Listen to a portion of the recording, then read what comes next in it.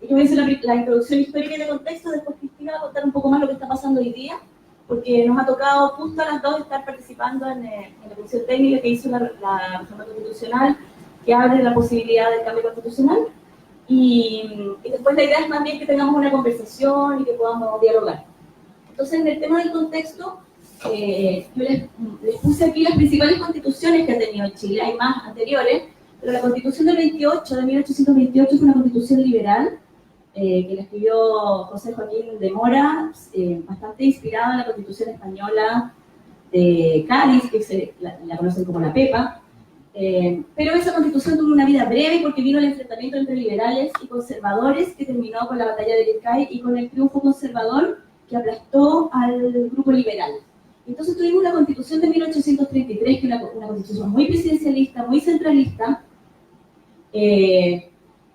y que marcó, y muy autoritaria también. Tenía mucho poder presidencial a través de los estados de excepción para controlar incluso la posición política de los liberales. Entonces la Constitución del 33 estuvo vigente, como ustedes saben, hasta la del 25. Sin embargo, hubo un cambio muy importante en la década de 1870, cuando ganó el primer presidente liberal, después de los decenios de los presidentes conservadores, y este presidente liberal hizo reformas muy importantes a la Constitución que inauguraron el periodo de lo que se llama la República Liberal. Entonces tenemos primero la República Conservadora y luego la República Liberal, donde se ampliaron mucho las libertades civiles, las libertades políticas, y eso se inauguró con la reforma de 1871 que permitió terminar con los decenios, que prohibió la reelección presidencial inmediata. Entonces desde 1871 nunca hubo en Chile reelección inmediata del presidente, y a partir de eso, en 1874, hubo una serie de otras reformas que contribuyeron a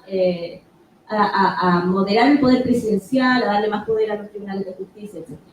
Después tuvimos la Constitución del 25, que en realidad no entró en vigencia, también hubo una crisis política importante, y la Constitución del 25 no entró en vigencia en realidad hasta 1932, el presidente Alessandri, y tuvimos, con la Constitución del 25, que tuvo también un origen autoritario y una crisis política, tuvimos un proceso paulatino de ampliación de derechos sociales y de incorporación de la política de masas a través de las instituciones políticas por un proceso de reformas de la Constitución del 25. La Constitución del 25 tuvo reformas muy importantes que permitieron, por ejemplo, la reforma agraria, si ustedes saben que nosotros de eso aquí.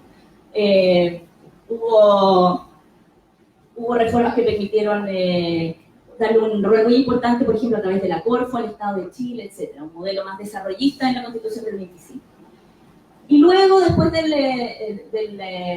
gobierno del triunfo del gobierno de la Unidad Popular, en 1973 viene el golpe, y el gobierno de la Junta Militar, desde el principio anunció que iba a ser una nueva constitución. Y esta nueva constitución, desde pocos meses después del golpe, se anunció que iba a haber un programa político no solo para legalizar el régimen militar, sino para cambiar radicalmente la política chilena, para impedir que lo que había pasado con el triunfo de la Unidad Popular volviera a ocurrir en Chile, para restarle protagonismo a los partidos políticos. Había una serie de componentes ideológicos que estaban presentes en la idea de hacer una nueva constitución por los miembros de la Junta. Y entonces, ya en el año 74 empezó a trabajar la Comisión Ortúzar, que fue la comisión que redactó el anteproyecto de nueva constitución, y al final la constitución la redactaron 8 abogados designados por Pinochet, básicamente.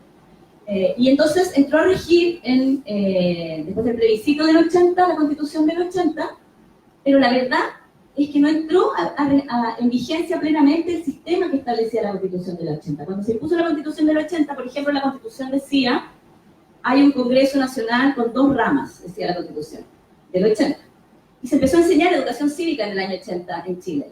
Entonces los niños en el colegio iban al colegio, veían la Constitución y les decían: hay un Congreso Nacional que tiene un Senado y una Cámara de Diputados, pero no había Congreso en el año 80, ni el 81, ni el 82, ni el 83.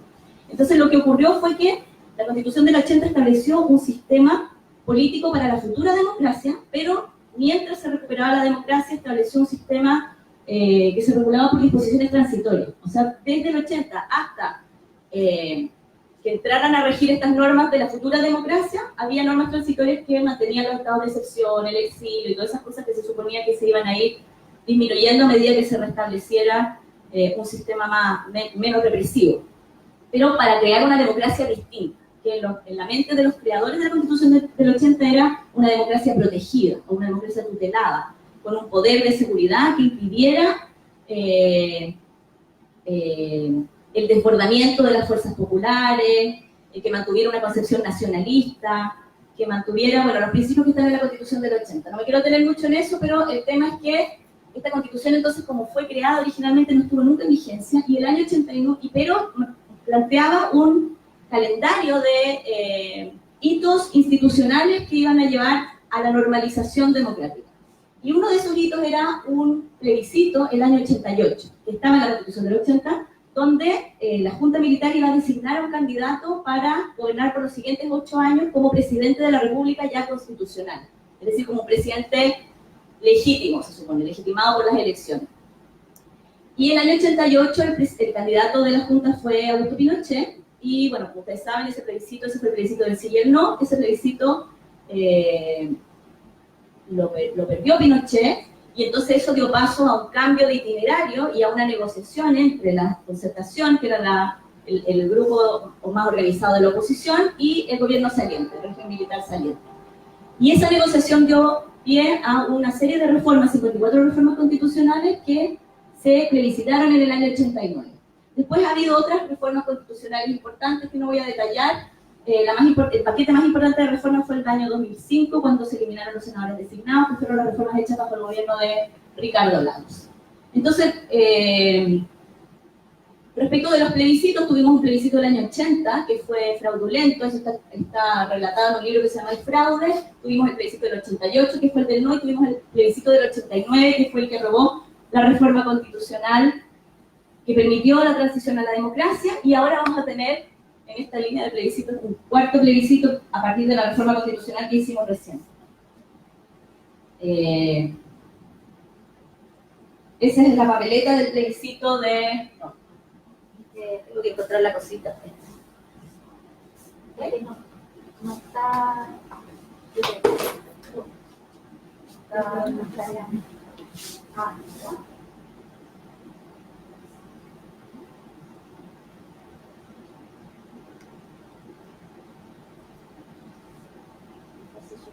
Vamos a seguir hablando de esta lámina todo el resto de la tarde. Ahí está, no, era otro botón. Esa es la papeleta del sí y el no. Nueva Constitución Política de la República de Chile. Un sí con una estrella y un no así con un sí. Una triste, claro. Eso también es para mostrar cómo la forma en que uno pregunta en los plebiscitos es bien relevante. Y esa fue la Constitución entonces del 80 que se aprobó en ese plebiscito, que como les decía fue un fraude porque no había padrones electorales, porque los votos eran transparentes, no había partidos políticos. No existían, los partidos políticos estaban prohibidos, había gente, no había servicio electoral. No había servicio electoral. Hay personas que votaron muchas veces, eso se relata en ese libro que les contaba yo que se llama El Fraude, y también hay lugares donde había más votos que habitantes, o sea, votaban los muertos, entonces, con mucha irregularidad. Y entonces ganó el sí a la nueva Constitución con el 67,54%, y el no sacó un 29%, y el presidente Pinochet llamó a la unidad, y hicieron un homenaje a la mujer, y un vasto plan social para los próximos años.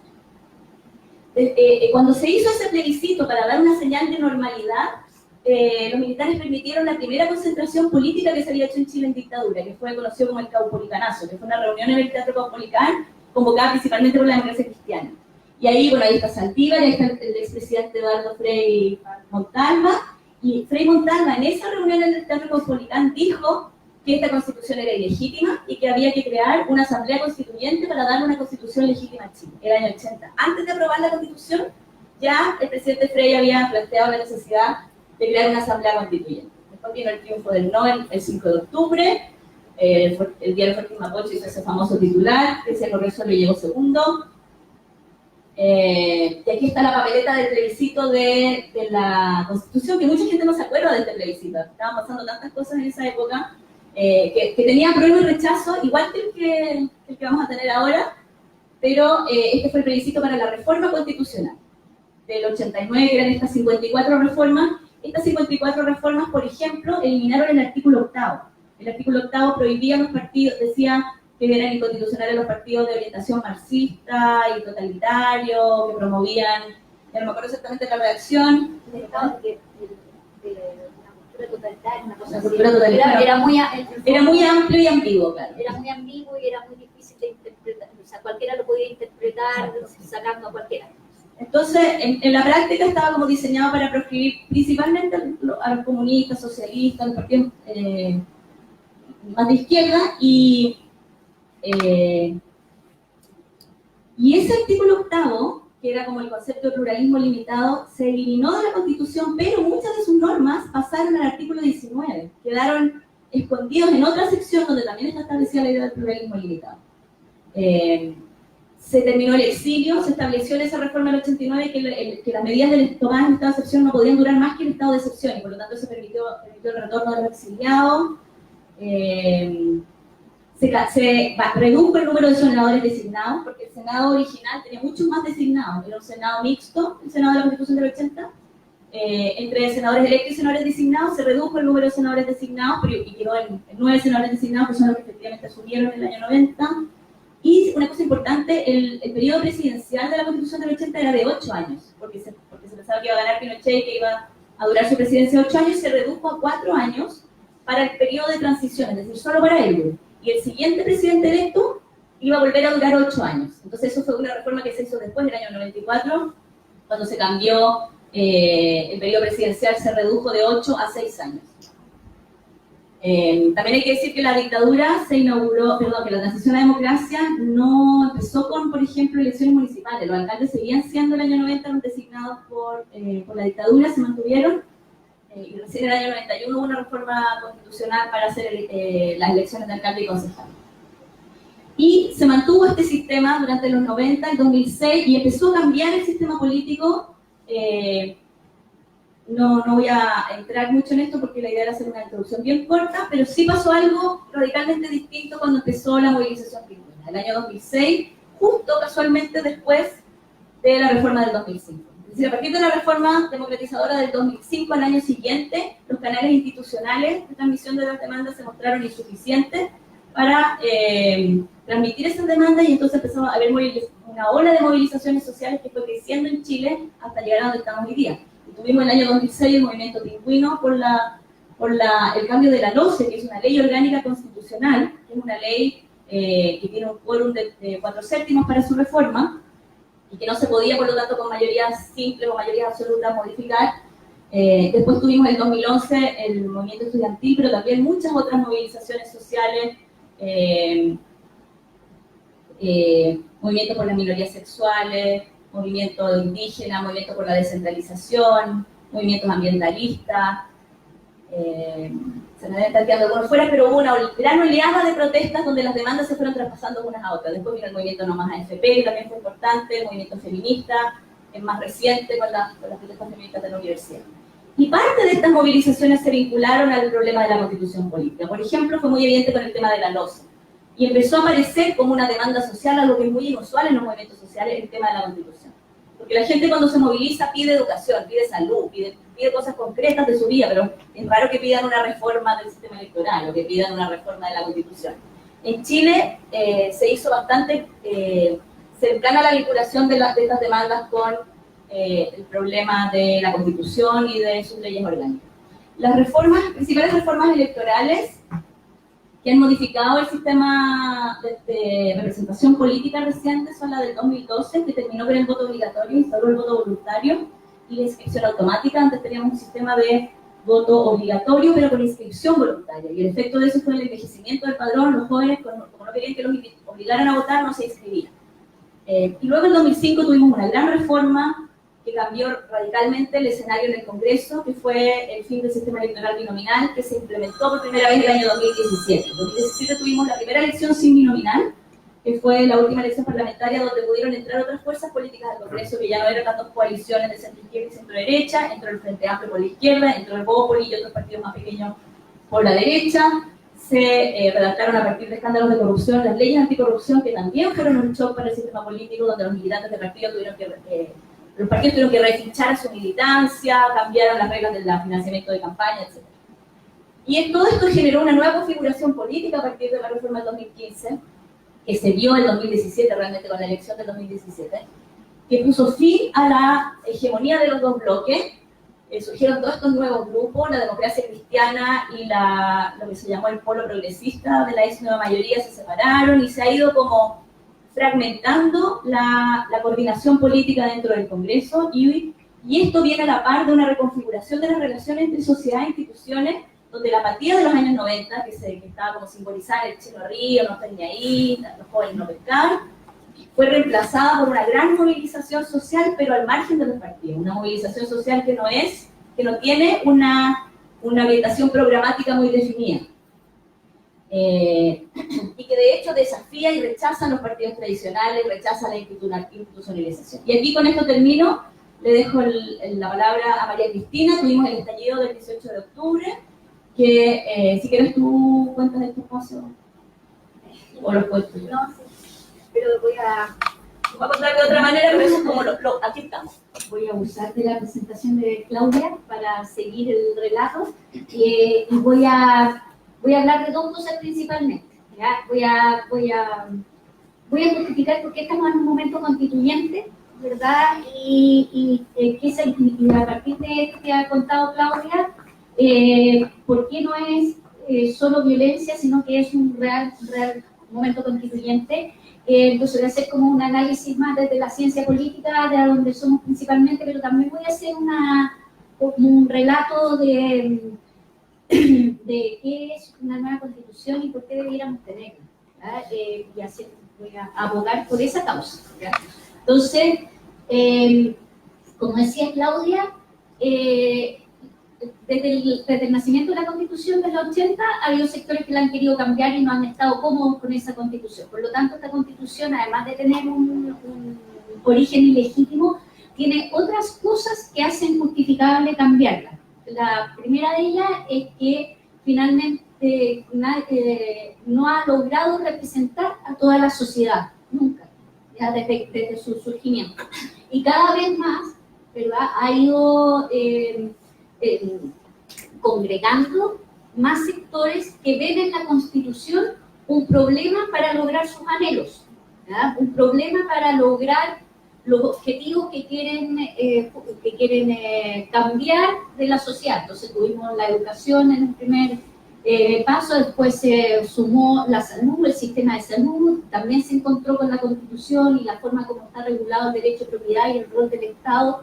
En la Constitución se encuentra ahí con una piedra de tope de por qué no podemos avanzar hacia otro sistema.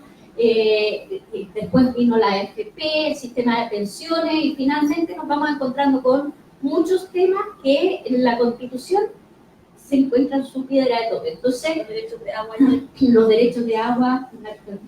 Entonces, no es solo lo que dice textualmente la Constitución, sino es todo el cuerpo normativo e interpretativo que la Constitución ha ido acumulando a lo largo del tiempo a través de sus instituciones. Entonces, tienes toda la interpretación que ha hecho el Tribunal Constitucional, ¿verdad?, con los reclamos que se han hecho o los recursos que se han presentado cuando se ha tratado de legislar sobre estos temas. Y esto ha ido generando, ¿verdad?, una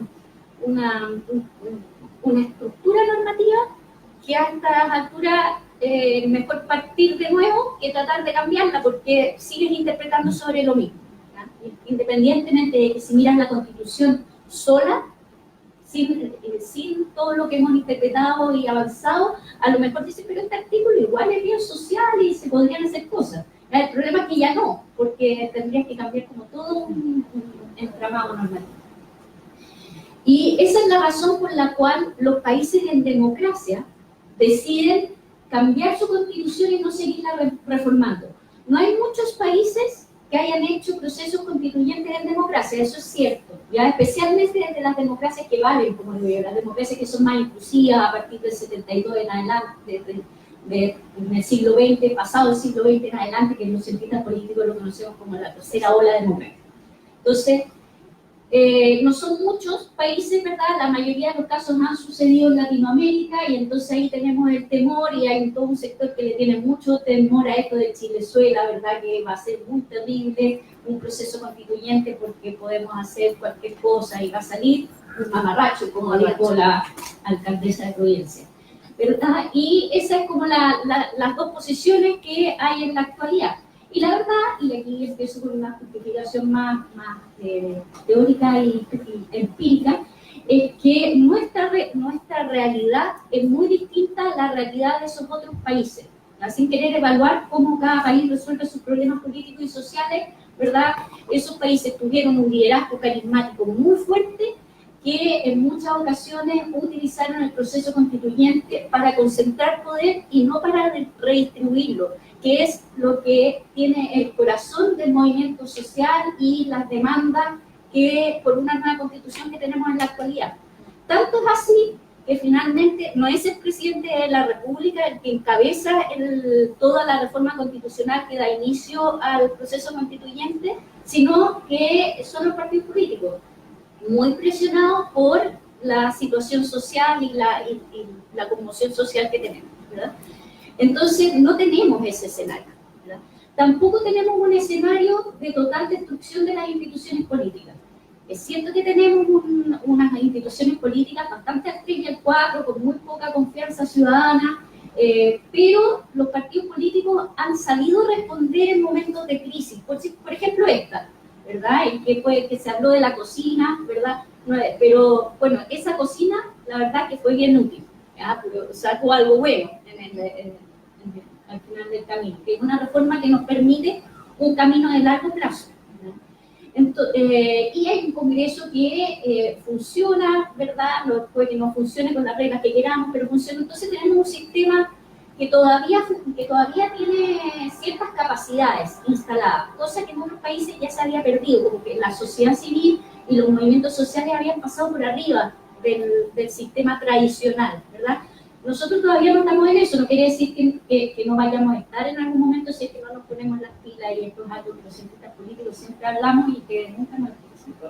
Hay que reaccionar a tiempo, pero de alguna manera nuestro sistema político ha ido reaccionando a tiempo, hizo la reforma de los partidos políticos, de las leyes electorales, y ahora habilitó un proceso constituyente. Entonces, es difícil que lleguemos a una reforma.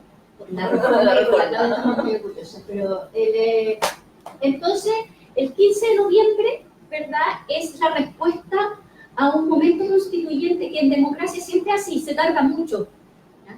Porque hay muchos caminos institucionales para ir resolviendo los problemas sociales y políticos que se van suscitando, especialmente en la relación ejecutivo-legislativo.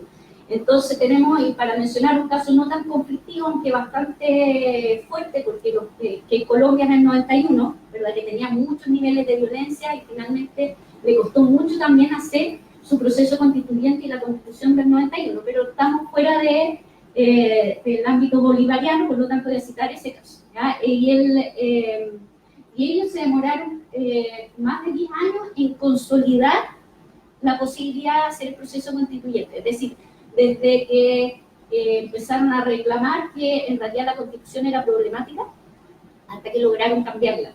Y se hizo en un proceso muy ordenado, con mucha legitimidad, participación ciudadana, que se involucraron los partidos políticos tradicionales, más otros nuevos y movimientos sociales que se incorporaron a ese proceso, y todo salió bien, ¿ya? Eso voy a citar ese caso como, para que no digamos todos los casos salen mal, no, depende mucho de cómo se vayan diseñando, ¿verdad?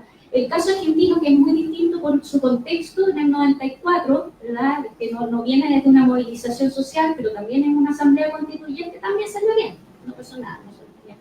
Y las reglas electorales, las reglas que hasta el momento tenemos para el proceso constituyente nuestro, para la convención, también son reglas que impiden que salga cualquier cosa. La tan mencionada regla de los 2/3 y 2 en blanco, que va a dar mucho que hablar todavía, bueno, tiene una cosa que es bien positiva, ¿ya? Desde mi punto de vista, no podrán reclamar. No es un veto, como se dice, sería un veto si es que no se llega a acuerdo, regiría la Constitución del 80. Ahí estaríamos en el mismo escenario que hemos estado desde ya, porque 1/3 podría decir que no a todo y terminaríamos con la misma Constitución. Pero como es hoja en blanco, obliga a todos los que tienen esa convención a llegar finalmente, tener una deliberación y llegar finalmente a un texto. ¿verdad? Porque si no, no hay norma, y la solución a que no haya norma es que finalmente, bueno, se lo vamos a tener que dar al Congreso, pero alguien lo va a tener que decidir. Es normal que en estados de tensión y polarización algunas cosas no se puedan resolver. ¿Ah? Es normal porque, y pasa sobre todo en estos procesos constituyentes que son más democráticos, que no es una comisión chica de un solo tendencia política. ¿Ah? Es normal porque, y a veces es mejor no tensionar tanto, porque se puede dar la idea de que te vas a quedar con ganadores y perdedores, y vas a de nuevo terminar donde mismo. Pero también es normal que, como el quórum es alto, que la gente, que los actores que estén ahí prioricen, ¿no? Y hagan así, digan, lo más importante para mí es esto, lo más importante para ti es esto, entonces van cediendo, ¿verdad? Y va a haber un mínimo de cosas en las cuales se va a llegar a acuerdos relativamente, no sin batalla, pero relativamente rápido, ¿ya? Y otras que van a quedar, que van a ser el corazón del debate y va a tener... va a haber que tener mecanismos para ir resolviendo eso, que eso todavía no se ve, ¿verdad? Todavía no hemos llegado al momento en que hay que hacer un reglamento de debate y esas cosas, pero probablemente la forma como se regula el derecho de propiedad va a ser álgido, el rol del Estado va a ser álgido, pero hay fórmulas para llegar a ese tipo de acuerdo. Lo que no va a hacer es que no va a ganar ningún extremo, porque el quórum es de 2/3. Entonces, este mamarracho del cual algunos tratan de asustarnos, en realidad hay pocas formas de llegar, o sea, es poco probable que lleguemos a ese mamarracho. Y por último, si llegáramos a un mamarracho, tenemos un plebiscito de salida, y yo creo que ninguno de nosotros está por aprobar cualquier cosa que salga de ahí. Sería lamentable que no llegáramos a ninguna buena cosa que algunos creemos que es difícil no tener una mejor constitución que la del 80, pero podría ser que no la lográramos, ¿ya? Y ahí, bueno, la ciudadanía podrá decidir de nuevo si mejor la del 80 o mejor la que sale de la convención, ¿ya? Entonces, el miedo tan estructural que se está manifestando en la actualidad, la verdad es que tiene poco asidero. Otras cosas sí pueden pasar, ¿ya? Y también quiero referirme a ello. Es difícil que el proceso constituyente, en el momento de la convención, tengamos una taza de leche. O sea, que no pase nada, así que todos estemos esperando en nuestras casas tranquilamente mientras se decide la nueva constitución. Porque los países en democracia siguen funcionando, ¿verdad? Y es importante que funcionen, porque lo que estamos tratando nosotros de apostar por el proceso constituyente es mejorar la democracia, no echarla para, no destruirla. Entonces, hay que seguir funcionando el Congreso, la relación entre el Congreso y el presidente, ¿verdad? Y tendrá que seguir aprobando leyes de presupuesto para que funcionen los programas que hay, y tendrá que algunas reformas legales que no tengan que ver con la Constitución también se pueden ver, incluso se pueden hacer. O sea, eso tiene que seguir funcionando. Como también va a seguir funcionando la efervescencia social que tenemos en este momento, que está muy disconforme, porque porque hay que ver caminos de cómo la sociedad civil va a poder hacer llegar propuestas a la Asamblea, y eso todavía no lo vemos. Y es difícil que en ese estado de cosas, ¿verdad?, no haya movilizaciones, no haya protestas, y ¿qué tanto? O sea, cuando me dicen, no, o sea, bueno, es que para que eso disminuya, tiene que haber una agenda corta de políticas que vengan del Ejecutivo en otra índole, en otro camino, ¿verdad? Son dos cosas que son distintas, ¿verdad? No le podemos pedir a la Convención y al proceso constituyente, cuyo único rol es hacer la Constitución, no intervenir otros poderes del Estado, ni que otros poderes del Estado intervengan en esa Convención, que resuelvan los problemas contingentes, porque esos son... La nueva Constitución se va a validar y va a tranquilizar, ¿verdad?, el espíritu nacional cuando veamos lo que esa nueva Constitución logró hacer, ¿verdad? No sé, un ejemplo, ¿verdad? Tan cuestionado el rol del Estado, ¿verdad? ¿A qué rol del Estado no vamos a llegar, ¿verdad? Y ahí la gente tiene que hacer propia su Constitución, ¿verdad? Y paralelamente tienen que haber pasado otras cosas, ¿verdad? Tendrían que haber más señales políticas con respecto a eso. Y llegamos a un punto de entendimiento social y político en que estamos medio agitados, ¿verdad? Entonces no podemos como cargar todo al plebiscito y al proceso constituyente. Y sería, creo que el peor escenario además sería que lo suspendiéramos, por ejemplo, que de repente el Ejecutivo dijera no están dadas las condiciones y que se suspende, ¿verdad? Yo creo que el día después de eso es mucho peor que haber hecho el plebiscito, ¿verdad? Eso es, pero estamos en esa tensión, ¿verdad? En que, como ha sido la historia política de nuestro país, hay mucha polarización. Hay sectores en los extremos y hay sectores más moderados, pero hay sectores en los extremos que empujan, ¿verdad?, las soluciones para uno u otro lado. Y aquí voy a terminar para dar paso a la pregunta, ¿cuál es la ruta? ¿Ya? ¿Qué es lo que tenemos en este minuto y qué es lo que no tenemos en este minuto para este proceso constituyente? El acuerdo del 15 de noviembre, el acuerdo por la paz y la nueva constitución, establece como 3 momentos. El plebiscito del 26 de abril, que va a tener una campaña de 1 mes antes del 26, para mostrar las opciones. Ese plebiscito tiene 2 papeletas, una porque si se quiere o no se quiere una nueva constitución y otra que es apruebo o rechazo, y por una convención mixta y una convención constitucional, ¿verdad? Y la convención mixta es 50 de parlamentarios y 50 ciudadanos y ciudadanas electas, y la otra es 100% electa. ¿Qué reglas electorales hay? Después tenemos un segundo momento, que es la convención en sí misma, cualquiera de las dos, ¿verdad? Y esta convención se va a elegir de la misma forma como hemos elegido hasta el momento, con las reglas que hay ahora, ¿verdad? De la misma forma como hemos elegido nuestro Congreso, por listas, partidos políticos principalmente, ¿verdad? Y con un sistema proporcional, la fórmula de Hunt, que al final es una cifra repartidora, ¿verdad? Que la lista más votada tiene mayor preferencia, ¿ya? Se conjuga ahí el principio de los más votados personalmente con la lista más votada. Y por eso tenemos este sistema de arrastre, que a veces no tienen tantos votos las personas que ganan ahí. ¿Qué otras cosas tenemos para esa convención? ¿Verdad? Tenemos las reglas de decisión, que son 2/3 y la hoja en blanco.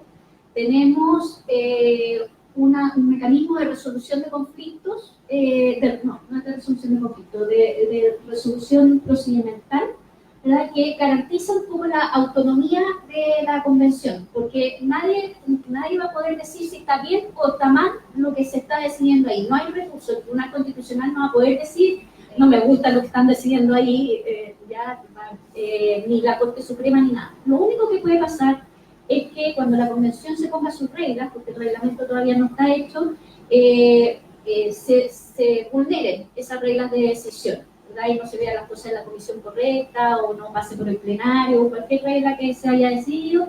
Entonces, 1/4 de los miembros de la convención puede reclamarle a la Corte Suprema, y la Corte Suprema tiene que nombrar a 5 personas para que 5 jueces, ¿verdad?, miembros de la Corte Suprema, que decidan en 10 días si se respetaron o no se respetaron los procedimientos para anular el acto, no para reemplazar. O sea, no está bien hecho, háganlo de nuevo, ¿ya?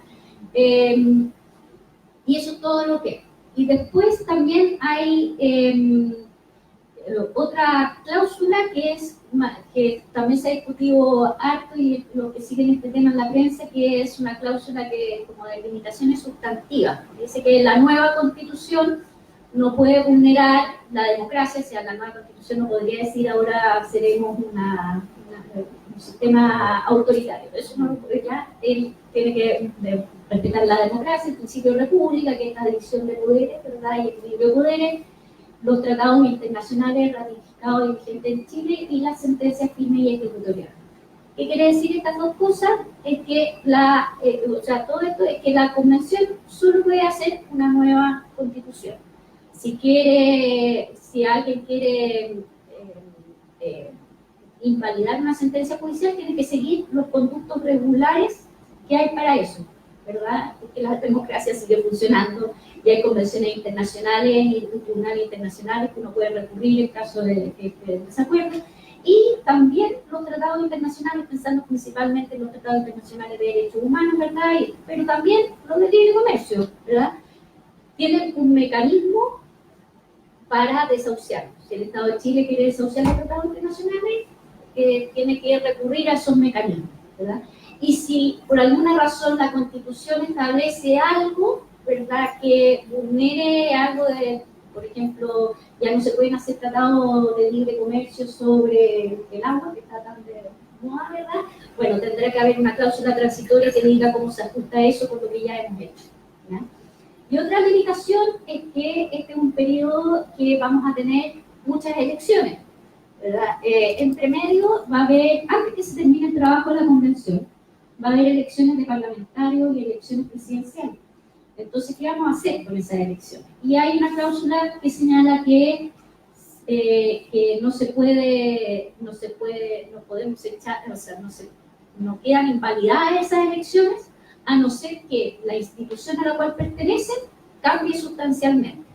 Por ejemplo, que en vez de tener un congreso bicameral, se opte por uno unicameral y tenemos que hacer algo con la Cámara que sobra. No podemos estar, por ejemplo, con el Senado 8 años si nuestra Constitución dice que no vamos a tener más Senado. Ya, esa es una... Y así, ¿verdad? Y la Constitución tendrá que decir, bueno, van a funcionar 1 año y medio más y van a ir dejando sus cargos. O sea, tiene que haber una solución de continuidad en la Constitución. Y el tercer momento es el plebiscito de salida, que es el único que tiene voto obligatorio hasta el momento, porque el pacto político, el acuerdo político solo puso voto obligatorio ahí. Entonces vamos a tener un proceso que con las reglas que ya hay, ¿verdad?, parece bastante ordenado. ¿Qué cosas faltan? Probablemente algunas transformaciones en las reglas electorales de quienes van a ser parte de esa convención, ¿verdad? Y ahí está la discusión que se está en el Congreso sobre paridad, pueblo indígena y la participación independiente. Que algo tendrá que salir de ahí, ¿verdad? Pero eso todavía no está zanjado. ¿Qué otras cosas faltan? Falta la participación ciudadana. Todos los procesos constituyentes en democracia han tenido alguna suerte de audiencias o cómo la ciudadanía se acerca a esta convención y hace llegar sus propuestas, ¿verdad? Eso todavía no está resuelto, ¿ya? Entonces faltan esas como 2 pies, ¿ya? Y faltan, cualquiera sea lo que vaya estructurándose para eso, ¿verdad? Y faltan porque nosotros tenemos un problema de legitimidad que da origen también al proceso constituyente, y ese problema de legitimidad institucional nos obliga un poco a pensar que el proceso por el cual vamos a hacer la nueva constitución es tan importante como la nueva constitución que vamos a hacer, ¿verdad? Porque lo peor que nos podría pasar es que tengamos una muy buena nueva constitución, pero a la gente no le gusta el proceso porque no le gustó que fuera un partido político, porque no le gustó y no valida finalmente la constitución, ¿verdad? Entonces tenemos que pensar en alguna cosa. Si no sale ninguna ley de inclusión, paridad indígena, por lo menos un buen sistema de participación ciudadana que haga llegar propuestas y que sea transparente, etc. Eso hay que pensar un poco.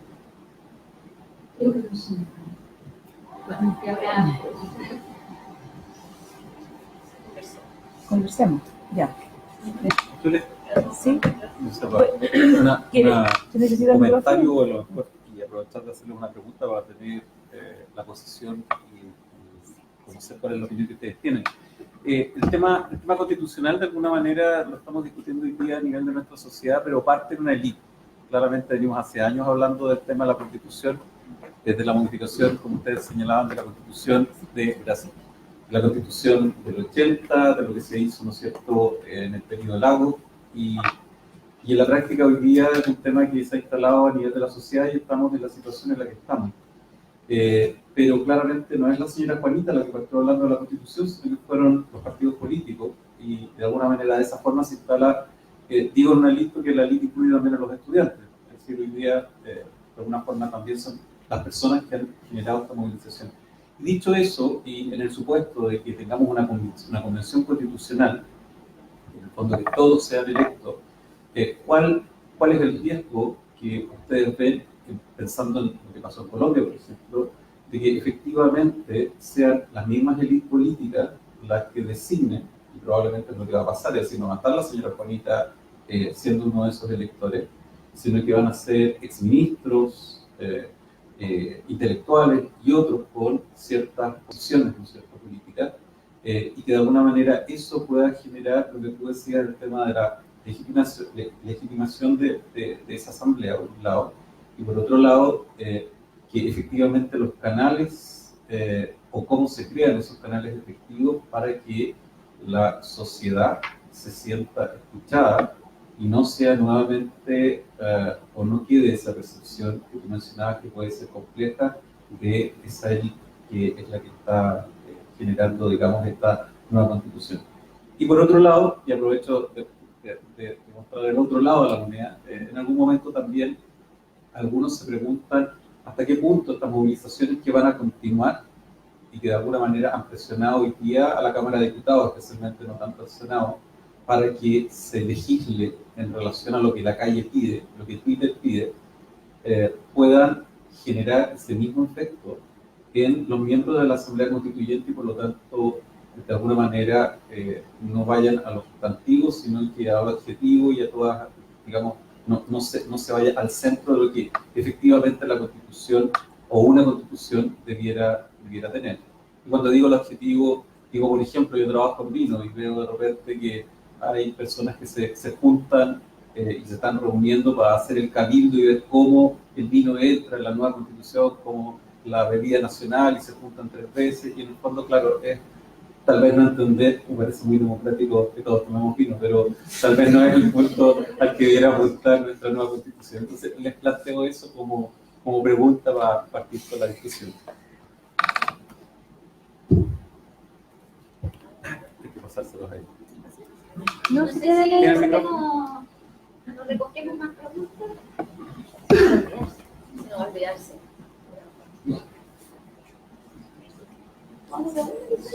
Bueno, podemos ir de uno quizás para que no se nos olvide. Que no somos tantos. Dale. Bueno, yo pienso que la pregunta apunta a un tema que es muy relevante, que es el tema de la representación política. En el fondo, no solamente tenemos este problema en Chile, hay un problema mundial con la representación política y con la relación entre representantes y representados, y con problemas de legitimidad de las élites tomadoras de decisiones, porque al final los que toman decisiones necesariamente son una élite. El sistema representativo se basa en nombrar representantes, a diferencia de la democracia directa, donde se le consulta directamente a las personas. Y la democracia representativa, el principio que tiene es el principio, por ejemplo, de la deliberación en los cuerpos colegiados como los congresos, los órganos de representación política. Yo creo que la crisis de representación actual hace necesario pensar en formas nuevas de deliberación social, donde la deliberación no esté reducida a los tomadores de decisiones, donde haya más mecanismos de transmisión de las personas que están fuera del órgano que toma la decisión, de lo que se llaman los públicos débiles. Hay una distinción entre públicos fuertes y públicos débiles. El público fuerte es el que toma la decisión. Por ejemplo, un legislador es un público fuerte. También es un público porque delibera, es parte de la conversación. Hay otras personas que estamos fuera del Congreso y que también opinamos y escribimos cartas al diario y somos públicos débiles, porque no estamos fuera del debate, participamos de las ideas, pero finalmente no tenemos el poder decidor. Y la interacción entre públicos fuertes y públicos débiles yo creo que está en cuestión hoy día, y yo creo que es muy peligroso lo que señalaba María Cristina, que se entienda que la Convención Constitucional se va a reducir, va a ser como funciona hoy día el Congreso, porque el Congreso cuando hace leyes, hace audiencia, invita a personas a presentar, invita a grupos de interés, invita a grupos organizados, pero hay estudios de la ciencia política que han demostrado que esas audiencias tienen cero, no sé si cero, pero muy escaso efecto en la toma de decisiones. O sea, son mucho más para la galería que incidentes. Y yo creo que pensar en formas de participación incidente hoy día de la ciudadanía que no está en los públicos fuertes es muy importante para la legitimidad del proceso. Y si eso es importante en general para la ley, es doblemente importante para una constitución. ¿De qué? De participación más aceptable. De participación de mayores canales de transmisión. Bueno, este es un tema que está súper en boga hoy día. Hay muchos experimentos, por ejemplo, sobre deliberación pública, sobre pero efectivamente hay distintas formas de influenciar la toma de decisión. Una forma efectiva, digamos, que funciona, que existe en todo el mundo, la forma tradicional que uno, digamos, lo que sería más correcto, digamos, teóricamente, sería que la sociedad, a través de los partidos políticos, canalice sus ideas, sus demandas, sus preferencias y sus intereses también a través de los partidos, y que los partidos, representando a la sociedad, tomen la decisión. Hay otro factor incidente en la decisión política que no son los partidos, que son los grupos de interés, que son un elemento muy importante en la sociedad. Cuando uno dice grupo de interés, se imagina intereses como malvados, pero también las organizaciones, por ejemplo, ecologistas, son grupos de interés, son grupos que tratan de presionar la decisión pública por canales que no son los canales de la participación política directa, que son canales de lobby, de incidencia indirecta o de campaña. Y hay un tercer grupo que trata de incidir en una tercera forma de acción colectiva, lo que yo estoy describiendo, lo que la ciencia política llama las formas de acción colectiva, que son las maneras en que la gente se organiza para tratar de incidir en la decisión pública. Los partidos, los grupos de interés, y lo tercero son los movimientos sociales. Los movimientos sociales que todos conocemos, que son formas mucho más horizontales, a diferencia de los grupos de interés y de los partidos, y mucho más desorganizados. Y la razón por la que han crecido tanto los movimientos sociales en Chile es que están siendo menos eficientes las otras formas de canalización de la acción colectiva. Los partidos han dejado de cumplir el rol de coordinador de la acción colectiva que tuvieron en el pasado, cuando tenían alta legitimidad. Cuando se recuperó la democracia en el año 90, la tasa de participación electoral, que es un indicador de la legitimidad de los partidos, era superior al 80%. Y los partidos representaban algo, la gente se sentía representada por la diversidad que había en el Congreso, a pesar de que era una diversidad, si uno piensa en términos, por ejemplo, de género, de pueblos indígenas, eso como que no era suficiente para deslegitimar el hecho de que hubiera menos socialistas y PPD y de cristianos que antes no estaban en la escena política. Entonces la diversidad del Congreso en 90 parecía enorme comparado con el 88 que no había Congreso. Pero hoy día parece insuficiente. Hoy día esa diversidad ya no es considerada diversidad por la ciudadanía, porque está la concentración de clase, porque está la concentración étnica, porque está el tema de género, la participación femenina en órganos de representación. En el Congreso chileno teníamos, antes de la ley de cuotas que se hizo en el 2015 y que rigió por primera vez en 2017, teníamos un 15% de mujeres en el Congreso. Eso significa que todas nuestras leyes, hasta el último Congreso, han sido un 85% de hombres. Eso es lo que se llama la representación descriptiva, que obviamente a mí no me representa cualquier mujer que esté en el Congreso.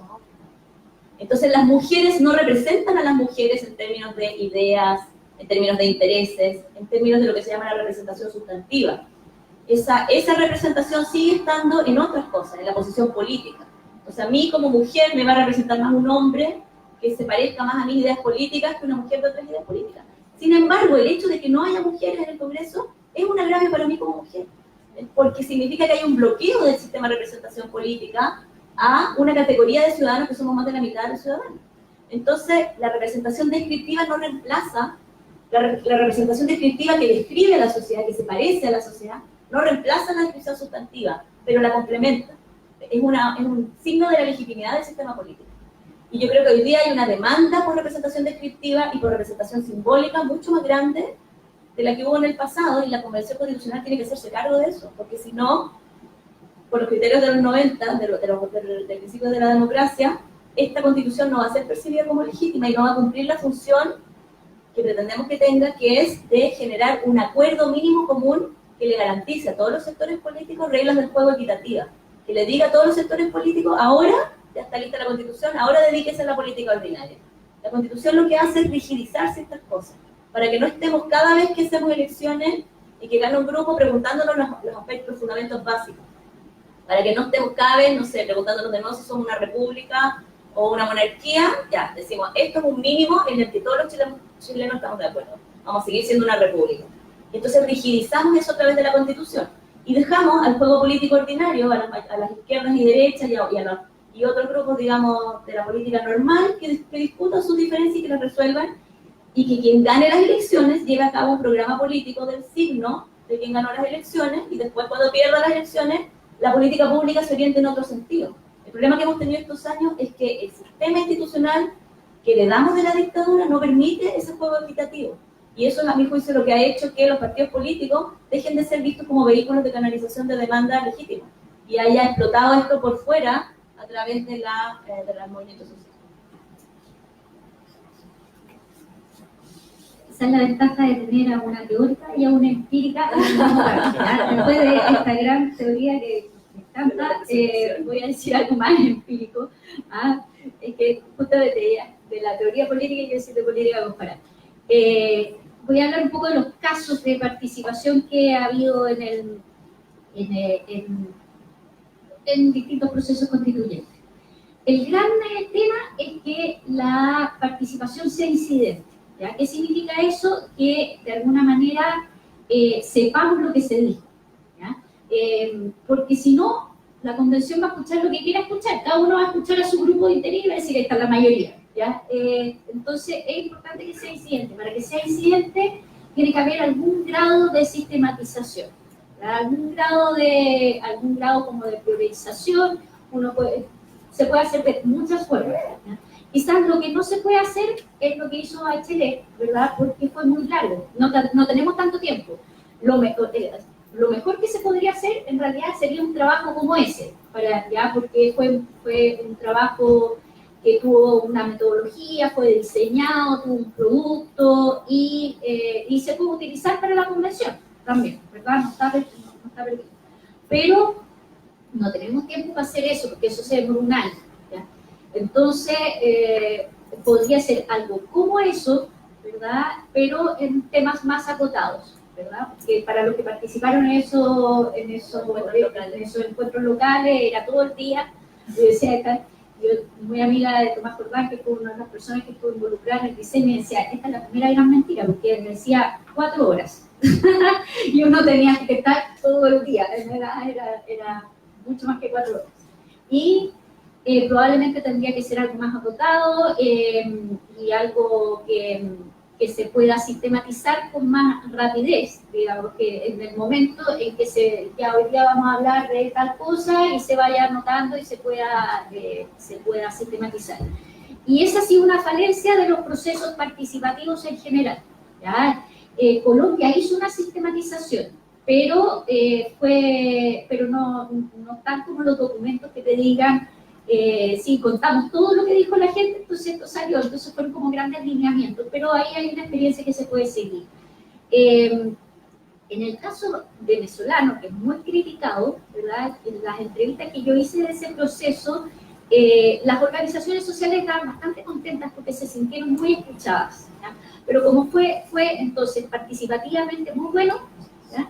Pero representativamente muy malo, porque no estaba representada la oposición. Entonces, hay que llegar a un equilibrio, ¿verdad? Que tengamos una buena representación, ¿verdad? En que los sectores se sientan representados, y aquí está lo que hablaba Claudia, no solamente en forma sustantiva de los intereses que los grupos nos puedan, sino también descriptivamente, porque es algo que la sociedad nos está reclamando, y que la participación sea incidente, es decir, que le creamos que lo peor que podría pasar, como decía Negrete en una presentación, es que tengamos participación, pero que la gente sienta que no la consideraron, es decir, participación por participación. Y corremos un poco ese peligro, porque la participación que ha habido hasta el momento es muy espontánea, entonces no tiene una metodología que nosotros podamos usar para la convención. Van a llegar muchas cosas, pero no sabemos cuál es la tendencia general. Entonces tenemos que canalizar eso de mejor manera. ¿Cuál es el problema que tenemos? Es que en todos los otros procesos en democracia con participación ha habido algún tipo de liderazgo. Esto es un problema para la concentración del poder, pero también no tenerlo también es un problema para la organización, ¿verdad? Entonces, como no tenemos un liderazgo que diga, ya sí vamos a participar y los recursos están aquí y aquí está la gente que va a hacer esto y la otra gente que va a hacer esto otro, ¿verdad? No tenemos eso, entonces hay que pensar en algo, ¿verdad? Si me preguntan a mí, quizás yo bajaría a nivel local con los alcaldes porque pareciera que son los que tienen más legitimidad en este momento. O sea, hay formas de hacerlo sin el Ejecutivo, ¿verdad? No es que no quiera el Ejecutivo en particular, pero creo que la ciudadanía no participaría como participó en el gobierno de Bachelet en esta oportunidad por algo dirigido por este Ejecutivo, porque hay mucha tensión con él, ¿verdad? Entonces, probablemente otra autoridad sería mejor recibida para hacer eso. Pero esto es algo que nos falta decidir.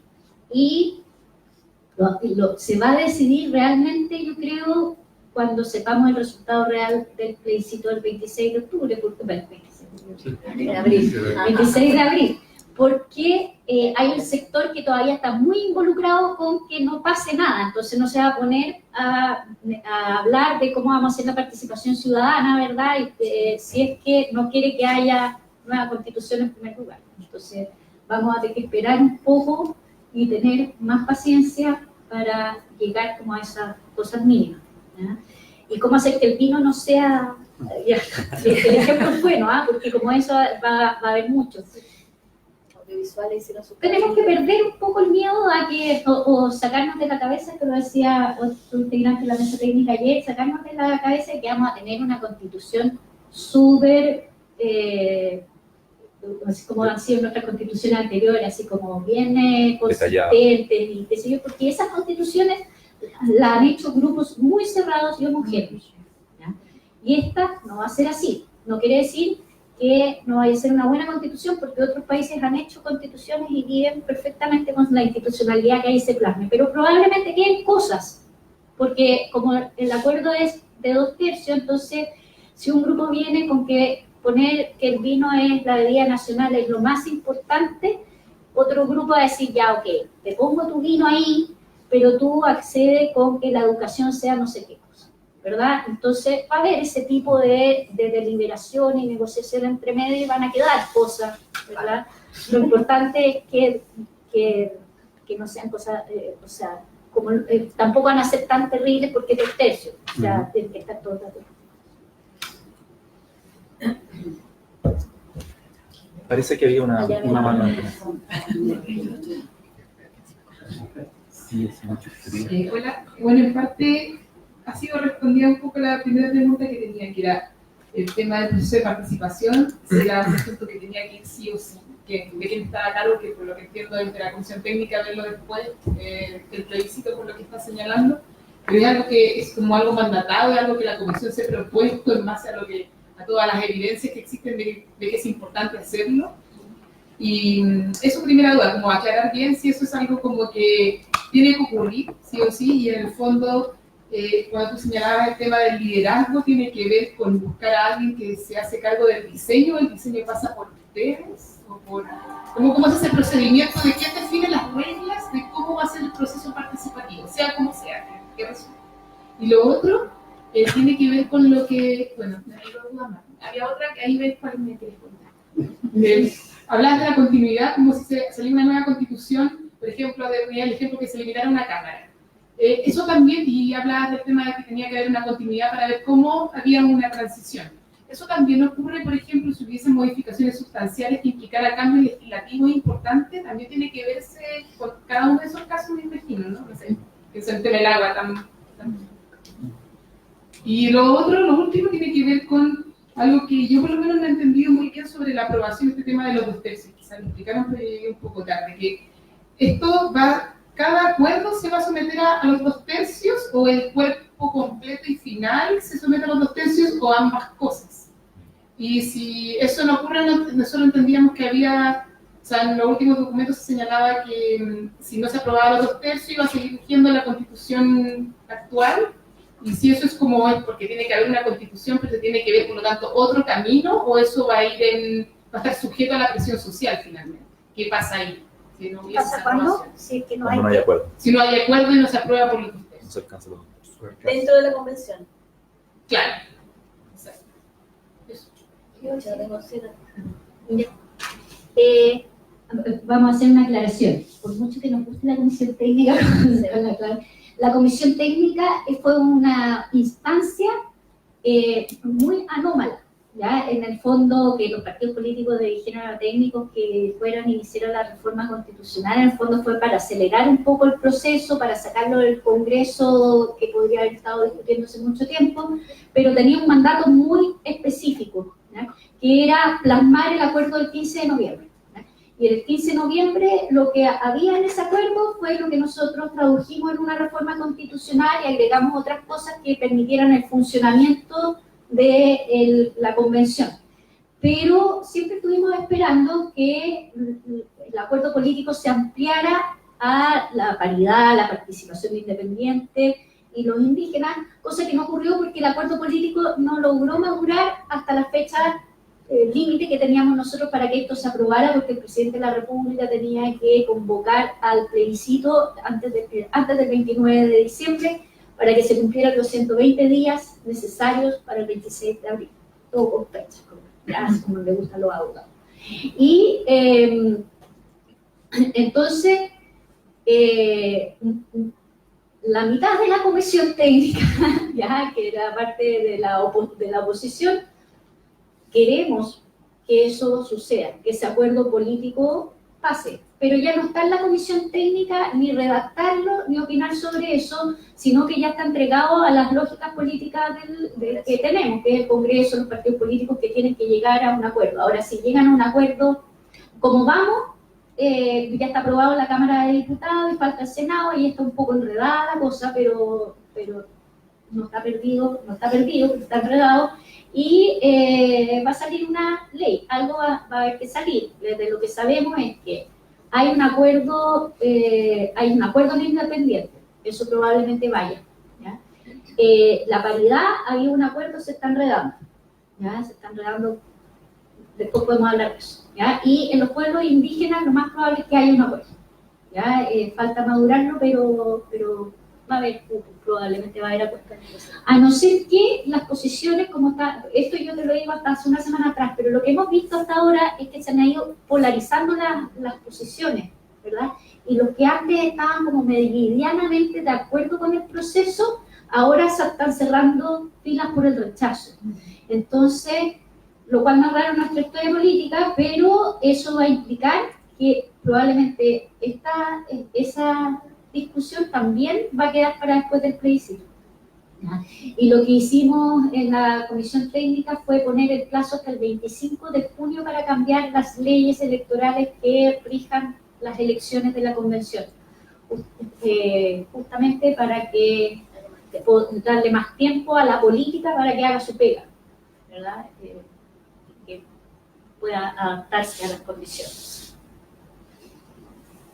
Si puedo agregar algo, a eso mismo, el problema con tener el plazo hasta junio es que justamente vamos a tener que, si es que no hay acuerdo ahora, digamos, en enero, que parece que no está habiendo acuerdo, vamos a tener que, porque en febrero no sesiona el Congreso, vamos a llegar a marzo, cuando ya se va a empezar a realizar el plebiscito, ya digamos, van a empezar las campañas, etcétera. Vamos a llegar a marzo sin saber exactamente cómo va a estar compuesta la convención. Entonces, es súper complicado llamar a la gente a votar en el plebiscito qué tipo de convención quiere, por ejemplo, si quiere la mixta o quiere la convención constitucional, y aprobar, digamos, la nueva constitución sin tener las normas de paridad. Es algo que debilita mucho el llamado a votar por la nueva constitución, porque seguramente va a haber gente que piensa, a mí me encantaría que haya nueva constitución, pero como no me garantizan paridad, entonces no voy a ir a votar, o voy a rechazar, o no creo que rechazar porque ahí sigue rigiendo la constitución del 80, pero de alguna manera le quita fuerza al llamado por la nueva constitución el hecho de que no esté de acuerdo con lo que se ha llamado el acuerdo complementario, que en el fondo son estas reglas de inclusión para la integración de la Comisión Constitucional. Y yo creo que ese es uno de los problemas más graves que tiene ahora el proceso político, y como decía Cristina, grupos, por ejemplo, de Renovación Nacional y de Bópoli, que habían estado por el cambio constitucional, están extremando posiciones y diciendo que van a rechazar. Y eso es muy problemático, de acuerdo al caso de Venezuela, porque en Venezuela la oposición, en algunas de las instancias políticas, se retó la oposición.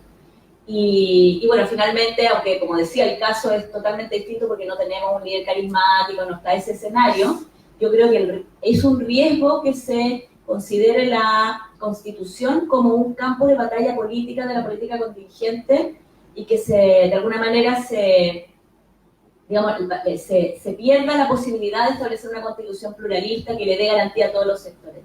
La Constitución requiere a todas las fuerzas políticas conversando y poniéndose de acuerdo en mínimos comunes que sean aceptados por todos para cumplir su función. Si el acuerdo al que se llega no tiene ese carácter, entonces no sirve la Constitución. No sirve una Constitución que representa a la mitad, aunque sea la mayoría. No sirve una Constitución que representa... Por eso que la regla de los 2/3 no es tan mala, digamos. Es bueno que una norma de acuerdo constitucional sea supramayoritaria y no sea una mayoría ordinaria a la mitad más uno, digamos.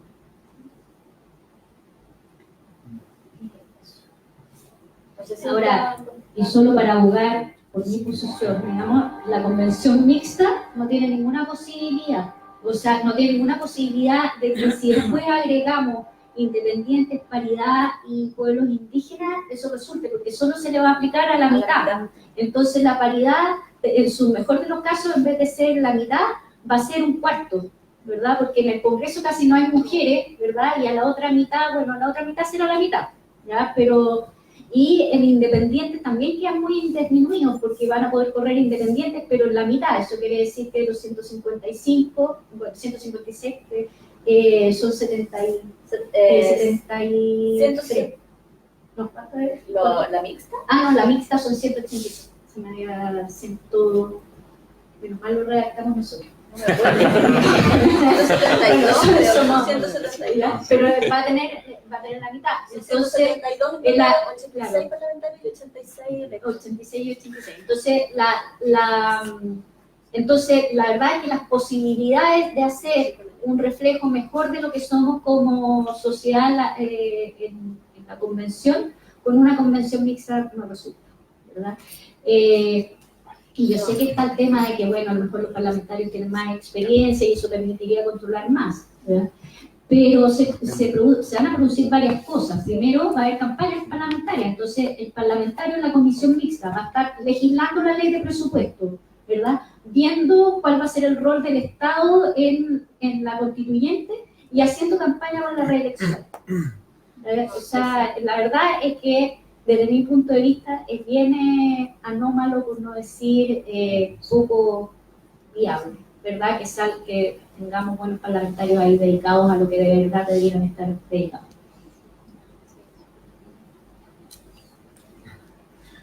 Hola, gracias María Cristina y Claudia. Tengo una pregunta, pero antes creo que quedó una patita de la pregunta anterior por responder, que era el tema de los mecanismos de desbloqueo en caso de que no se alcancen los 2/3, y por otro lado, si los 2/3 se aplicarían a cada discusión y norma constitucional, o se aplicaría al todo o a ambos. Bueno, hubo una discusión sobre eso. La verdad es que cómo va a trabajar específicamente la Convención Constitucional depende del reglamento que haga la Convención, que no existe porque no existe la Convención. La Convención se va a dar un reglamento y va a establecer las comisiones y va a establecer cómo va a resolver. A lo mejor va a haber 5 comisiones y, no sé, pues una va a ser el capítulo de los derechos de tal parte y otra va a ser la parte del Congreso. Y entonces ellos van a definir la organización del trabajo de la Convención. Lo que dice la reforma y lo que se dijo en el acuerdo es que cada una de estos trabajos se va a aprobar por 2/3. Pero no hay una instancia de ratificación final posterior. O sea, no es que se vaya a hacer, supongamos que hay, no sé, 8 comisiones trabajando en la Constitución, cada comisión va a tener que aprobar su norma por regla de 2/3 hasta terminar su capítulo. Pero no hay después que se junten todos y tenga toda la convención que aprobar por 2/3 el resultado final. Se aprueba norma a norma. Porque la ratificación final viene en el plebiscito.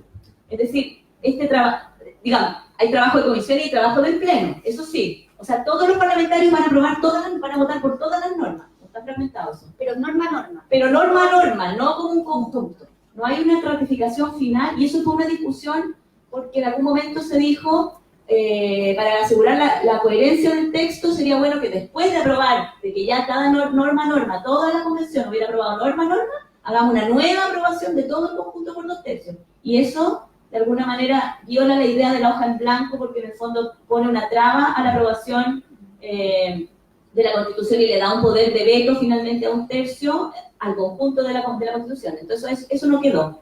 Pero sí, entonces norma a norma se va a ir aprobando por los 2/3 y después la ratificación final, digamos, por la coherencia del texto completo va a venir más por la vía del plebiscito en salida, el plebiscito ratificatorio. Y el plebiscito ratificatorio es con voto obligatorio, es el único que tiene voto obligatorio.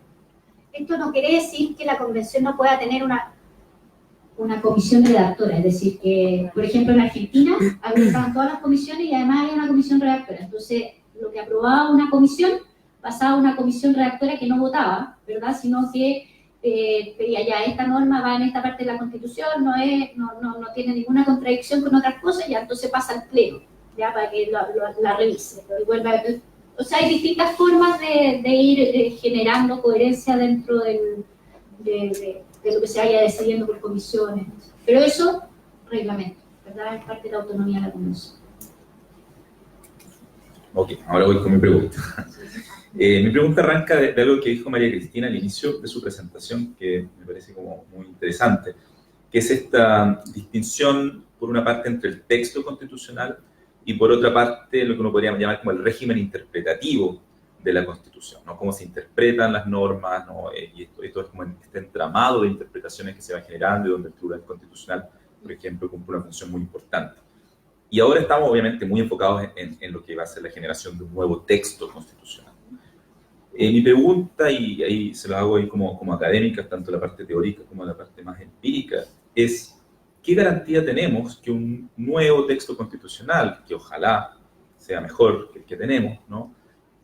Al final no vaya a ser interpretado en las mismas líneas, ¿no?, que ha sido interpretado nuestra Constitución que nos rige actualmente? Pongo el ejemplo ampliamente discutido y citado de la norma inexistente, informal del Estado subsidiario, ¿no? O sea, la norma del Estado subsidiario no existe en el texto y, sin embargo, sobre la base de ciertas interpretaciones y fallos del Tribunal Constitucional, ha ejercido un poder fundamental en la manera en que se constituye. Entonces, mi sensación, mi interpretación es que la Constitución del 80, con sus problemas, con su diseño tramposo y todo, ha sido interpretado de la manera más neoliberal posible por las instituciones interpretativas, ¿no?, del texto constitucional. ¿Y qué garantía tenemos de que esto no suceda de nuevo con un texto quizá mejor, una nueva Constitución?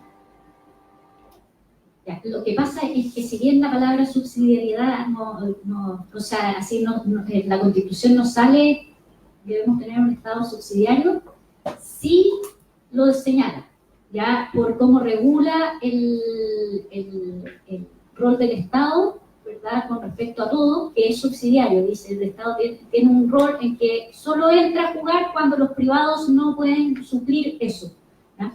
Y por la fortaleza que tiene la protección de la propiedad privada por sobre los derechos sociales. Entonces, la interpretación que hace el Tribunal Constitucional no es una interpretación discrecional o alocada, es la interpretación correcta de lo que dice la Constitución, ¿ya?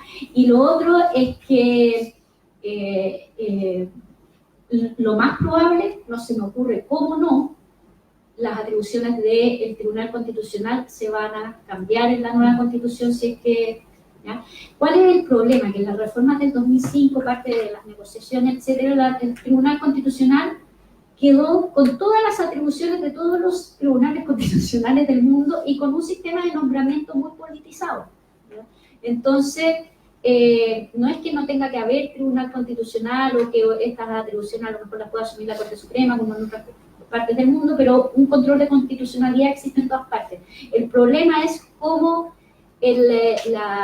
cómo está diseñada en la Constitución del 80 el equilibrio de poderes, ¿verdad? Y el Tribunal Constitucional se diseñó para ser el tapón de como la última instancia de los enclaves autoritarios que hemos tenido hasta el momento, ¿verdad? Y fue adquiriendo esa dimensión y se fue fortaleciendo en esa dimensión a medida de que hubo reformas en otros lados. Entonces se fue equilibrando una democratización en algunos puntos de la Constitución por un fortalecimiento del Tribunal Constitucional y otras instancias que cumplieran el rol que tenía la Constitución del 80 desde el principio, que en su mismo mensaje y en su misma proposición está que si gobiernan tendencias distintas a las nuestras, es decir, el régimen militar, ¿verdad?, estas no puedan avanzar en una dirección distinta al modelo propuesto o avanzado hasta ese minuto, ¿verdad? Entonces, en el fondo, la interpretación que tiene la Constitución del 80 parte desde ahí, ¿verdad?, y se va construyendo, ¿verdad? Y lo que tiene una nueva Constitución, yo no te puedo garantizar que la Constitución vaya a tener un estado de bienestar en ella, porque va a ser parte de lo que la Convención tenga que hacer. Y si tú me preguntas a mí, yo preferiría que las constituciones fueran neutras, cosa de que no vayas, que neutras en el sentido de que sea finalmente el juego político que después decida hacia dónde quieres ir con tu modelo de desarrollo, ¿ya? Si eso hubiese sido así, ¿verdad?, en los 90, ¿verdad?, las mayorías en el Congreso se habrían respetado si la Constitución hubiese sido neutra y no habríamos tenido un desarrollo del modelo económico y social que hemos tenido de la forma que lo hemos tenido, ¿verdad? Por eso es problemática nuestra Constitución, porque no es neutra y finalmente no permitió que se desarrollara la mayoría. Primero, porque tenía senadores designados, después porque sacamos los senadores designados, pero los altos quórum impedían intervenir las leyes más importantes que se habían consolidado con los senadores designados, ¿verdad? Entonces, eso tenemos la posibilidad de revertirlo, ¿verdad? Pero yo no te puedo garantizar de que la convención vaya a decidir una cosa distinta, ¿verdad? Eso, pero tenemos una posibilidad. Yo pienso que además es cierto que la Constitución es solamente como una orientación, no establece como la forma en que esa orientación va a ser puesta en práctica, y eso va a ser efectivamente algo mucho más largo. Hay un profesor de la Universidad Diego Portales que ha estudiado como los efectos sociales de la interpretación constitucional de alguna manera, y como los conceptos, el concepto de subsidiariedad, cómo han permeado la sociedad. Y efectivamente, esto no es que vamos a cambiar la Constitución y vamos a hacer una socialdemocracia así nórdica al día siguiente de la publicación de la Constitución. Y va a haber que cambiar un montón de formas de operar de todo el sistema jurídico y de interpretación de la ley, aparte de que va a haber que efectivamente adaptar las leyes, que es algo muy lento. Hoy día las leyes orgánicas constitucionales que tenemos en la Constitución, la mayoría son inconstitucionales, porque la reforma del 2005 modificó leyes que la reforma del 2005 y dejó obsoletas leyes orgánicas constitucionales que son de mediados de los 80. Entonces, por ejemplo, cambiaron muchísimo los estados de excepción constitucional en el 2005, pero la ley de estados de excepción constitucional, la ley orgánica constitucional de estados de excepción, es del 85. Entonces, hay referencias en la ley orgánica a la Constitución que ya no están en la Constitución. O sea, va a haber que hacer todo un proceso de ajuste jurídico y más difícil todavía de ajuste judicial, de cómo se interpreta la norma. Entonces, es un proceso lento. Pero yo sí creo que es importante la orientación normativa que establece la Constitución. Y esta Constitución tiene mucho énfasis en las libertades, más que en los derechos. Yo creo que eso es algo que probablemente va a ser distinto.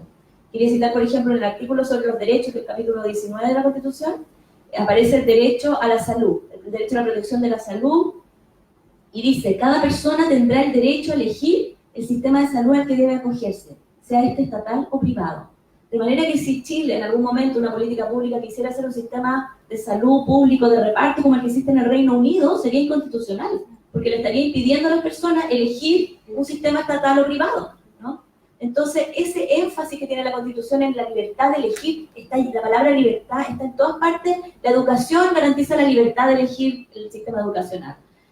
Las pensiones garantiza la capacidad de elegir a qué sistema de pensiones quiere acogerse. Entonces, ese énfasis, y lo otro es el tema del derecho de propiedad reforzado que tiene esta Constitución, que es larguísimo, o sea, en extensión se nota que no es, cuando yo digo eso, no es que uno pretenda que la Constitución no garantice la libertad, pero el tema con las constituciones es que establecen de alguna manera como prioridades entre bienes y conflictos.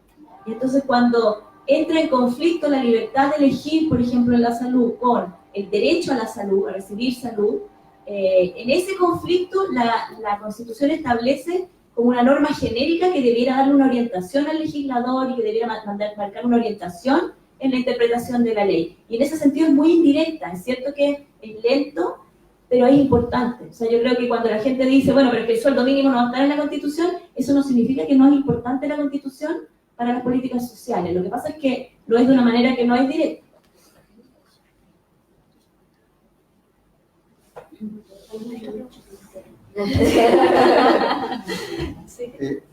Con respecto a la presencia del rol del Estado en la educación, la Constitución actual no tiene una prevención concreta sobre que el Estado sea responsable de la educación pública. Más bien habla, como tú dices, de la libertad de educación. ¿Ustedes encuentran necesario que el Estado quede definitivamente con un rol en la educación concretamente, con la educación pública? Eso era lo que yo me refería. Yo creo que cuando digo las constituciones deberían ser neutras, ¿verdad? Si nosotros como sociedad no estamos de acuerdo todavía en el modelo de desarrollo, porque no lo estamos, ¿verdad? Tenemos una polarización enorme de los que piensan que debiera quedarse como está y los que pensamos que no debiera quedarse como está, ¿verdad? Si no tenemos un acuerdo de modelo de desarrollo, la constitución debiera ser neutra. y no obligarnos a un modelo de desarrollo u otro, que es lo que hace esta, ¿verdad? Entonces, y eso entonces queda entregado a las mayorías del Congreso, ¿verdad? Y tú construyes ahí, y en el momento en que tengamos ya un consenso, nos pasamos a la Constitución, ¿verdad? Pero yo, ahora, si la Convención milagrosamente por 2/3 aprueba que el Estado es la principal responsable de proveer educación, y eso nos lleva más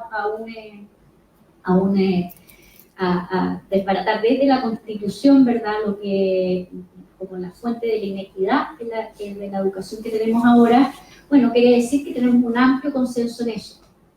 Cuando sistematizamos los resultados del proceso participativo que se hizo durante el gobierno de Bachelet, ¿no?, lo que salió ahí en los fundamentos es que la ciudadanía tiene un consenso en eso. El consenso no está en lo político, ¿verdad? Como más a nivel de élite, ¿verdad? Pero la ciudadanía tiene muy claro para dónde quisiera, ¿verdad?, tener una educación que sea pública, de calidad, y lo dice de esa manera, lo dice así. Pero también tiene ciertas contradicciones, porque cuando en las encuestas se les pregunta, ¿prefiere la educación municipal o la subvencionada? Prefiere pagar, porque tiene como en el chip internalizado que cuando uno paga recibe mejor servicio. Entonces tenemos un camino que recorrer, ¿ya? Pero lo que yo diría es que la Constitución no nos debiera imponer algo en lo cual todavía no estamos de acuerdo, sino que debiera permitirnos legislar, ¿verdad?, hacia donde queremos ir, ¿verdad? Solamente para agregar, en lo que sí hay consenso en las encuestas y en los encuentros locales autoconvocados es en un mayor rol de lo público. Y eso no es de izquierda y derecha. Un mayor rol estatal es muy prevalente en casi todos los indicadores que tenemos muestran una diferencia entre la élite y la ciudadanía en términos del rol de lo público. Yo creo que eso sí va a tener 2/3 para verse reflejado en términos como de la protección social y de esto que decía yo del reforzamiento del derecho de propiedad sobre el bien público. Yo creo que sí va a concitar los 2/3 alguna forma de reforzar la idea de la primacía del bien público en temas de derechos sociales y en temas de protección del medio ambiente. Yo creo que esas son dos áreas donde se entiende que el bien público debiera primar sobre la libertad de elegir o el derecho de propiedad o los derechos individuales.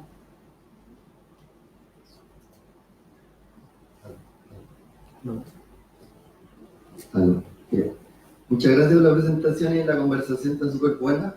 Quería hacer un poco de política ficción. Dado que no tenemos mucha cultura de plebiscito, porque el último fue el 89, por lo que mencionaban, y yo tampoco he presenciado ningún plebiscito distinto al que pasó en las municipales, más allá de los plebiscitos comunales que, bueno, tienen otra connotación. Quería saber, a propósito de la campaña de CAS, que fue en Bío Bío, cómo se inscriben que en este caso no es como un partido político se inscribe a una postura del sí o el no. ¿Quién regula eso? ¿Quién va a ponerse por el sí? ¿Quién va a ponerse por el no? ¿Cómo se va a regular más o menos esa postura? Lo otro es el alto porcentaje de abstención, dado que ahora también es votación voluntaria. No sé si hay estudios que dicen, me imagino así porque está el padrón electoral, dónde se da la mayor porcentaje de abstención y por qué se da, bueno, quizá el por qué es más difícil, y quería llegar un poco a dónde se van a focalizar esas campañas, porque probablemente los sectores como este sentido de este contenido de constituciones más de élite, probablemente la mayor abstención se da en, no sé, por poblaciones o en regiones, poblaciones más rurales. Quizá ahí es donde menos se vota que en sectores más citadinos, y me imagino que ahí también va a estar más concentrada, a propósito de que hay una élite que no quiere que se apruebe la Constitución, focalizar ahí la campaña para que la votación sea por el no, ¿cierto? Sería un... Por el sí. Por el sí. Vamos a decir que sí. Digo, Apruebo. Claro, sí aprueba, pero va a haber un gran porcentaje de población que decir que no. Por el apruebo, Claro. Y lo último, lo relacionaba a propósito del Big Data. No sé si hay algún tipo de regulación, no sé si a nivel del CP, bueno, y también lo que pasó por el Brexit, lo más probable es que salga que sí, pero en este mundo ya no se puede decir eso. Me imagino que dado que la población chilena frecuenta mucho el Facebook, va a haber mucha campaña focalizada como al microdato de cada persona, le voy a hacer una campaña distinta. No sé qué tan regulado está eso, y me imagino que, a propósito de la discusión que decían de que está interiorizado, el que si pago me van a ofrecer un mejor servicio, probablemente ahí sea como el punto de inflexión que haga que una u otra votación gane o pierda. Eso, bueno. A ver, esto es como cualquier campaña para elegir autoridades, etcétera. Entonces, ¿quiénes van a ir por el apruebo o rechazo? Es una definición personal o colectiva, digamos. Cada partido va a decidir, bueno, hay partidos que son más complicados, pero porque no están de acuerdo con ellos mismos, entonces todavía no. Entonces van a dar libertad de acción, ¿verdad? En términos de que sus militantes y simpatizantes voten por la opción que mejor les parezca. Pero está más o menos claro que sectores van por el apruebo, ¿verdad? En la centroizquierda todos van por el apruebo, y la convención convencional es el 100% electa. Y en la centroderecha van muchos por el no apruebo, por el rechazo, y en caso de que los aprieten un poco, es convención mixta, ¿verdad? Esas son como se ha polarizado todo siempre. Ahora, en la ciudadanía, en las encuestas, lo que se ve es que hasta el momento hay un gran respaldo por el apruebo, ¿verdad? Que quieren una nueva constitución, y un amplio respaldo por la convención convencional, aunque eso todavía queda camino por ver, porque hay las últimas cadencias, una tendencia mayor a la misma. Que la mixta había ido ganando terreno. Entonces ahí es una autodefinición, ¿verdad? Eso no se puede regular, porque es parte de la democracia poder elegir hacia dónde se canalizan las opciones. Con respecto a la abstención, sí, hay muchos estudios. La abstención se produce principalmente en los sectores medios bajos, ¿verdad? Y la gente que más vota es la gente del sector alto, ¿ya? Del socioeconómico alto. Y eso está súper, o sea, no es que cambie de elección a elección, eso es así, ¿ya? En Chile en particular, ¿ya? ¿Puedo dar un dato? Sí. En la elección pasada parlamentaria, en La Pintana, en el segmento de 18 a 40, creo que, en La Pintana votó el 20% del segmento de 18 a 40, en Vitacura creo que era 80%. Aquí, o sea, eso no es en teoría, digamos. Claro, eso nos pone en una gran disyuntiva, porque efectivamente los sectores que están empujando más son los sectores que más se abstienen, ¿ya? Y esa es la razón por la cual la centroderecha no quiso voto obligatorio en el plebiscito de entrada. Ya no hay acuerdo sobre eso, ¿ya? Entonces la cancha no está fácil. Si fuera fácil, habríamos cambiado la constitución hace mucho tiempo.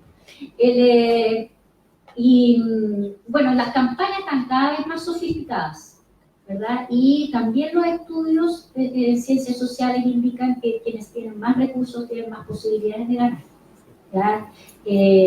Especialmente en este tipo de cosas. Por lo tanto, va a haber mucho de focalización, va a haber mucha campaña probablemente en internet, en las redes sociales, ¿verdad? Y cada vez más sofisticada. Efectivamente, el llamado a la no abstención va a ser grande, ¿verdad?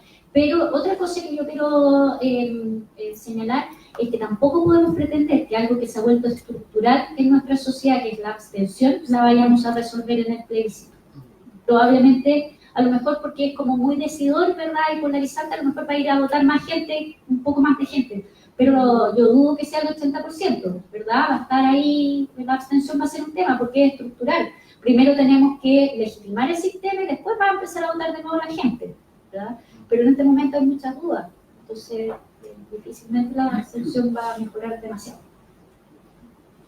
Una cosa cortita sobre esa pregunta. En la comisión técnica hubo discusión respecto a, por ejemplo, incluir voto obligatorio en el plebiscito de entrada, digamos, en el plebiscito de abril, porque no estaba en el acuerdo, pero caía como de perogrullo. O sea, en verdad, la lógica detrás parece muy perversa, la lógica, en verdad, de no tener voto obligatorio en el primer plebiscito. Parece como que con esos datos que ustedes nos están dando, es evidente que la derecha dijo, bueno, no tengamos voto obligatorio. Entonces me gustaría saber un poco, en verdad quiero empujarla a que nos cuenten un poco de la chimuchina de la mesa técnica. Nosotros llegamos a la mesa con 3 propuestas distintas, la oposición. Había una del Frente Amplio, yo soy la representante de la Revolución Democrática del Frente Amplio. Había otro del ¿cómo se llama? El Polo Progresista. Y había otro de la Democracia Cristiana, que era la que representaba María Cristina. Entonces teníamos 3 propuestas de oposición.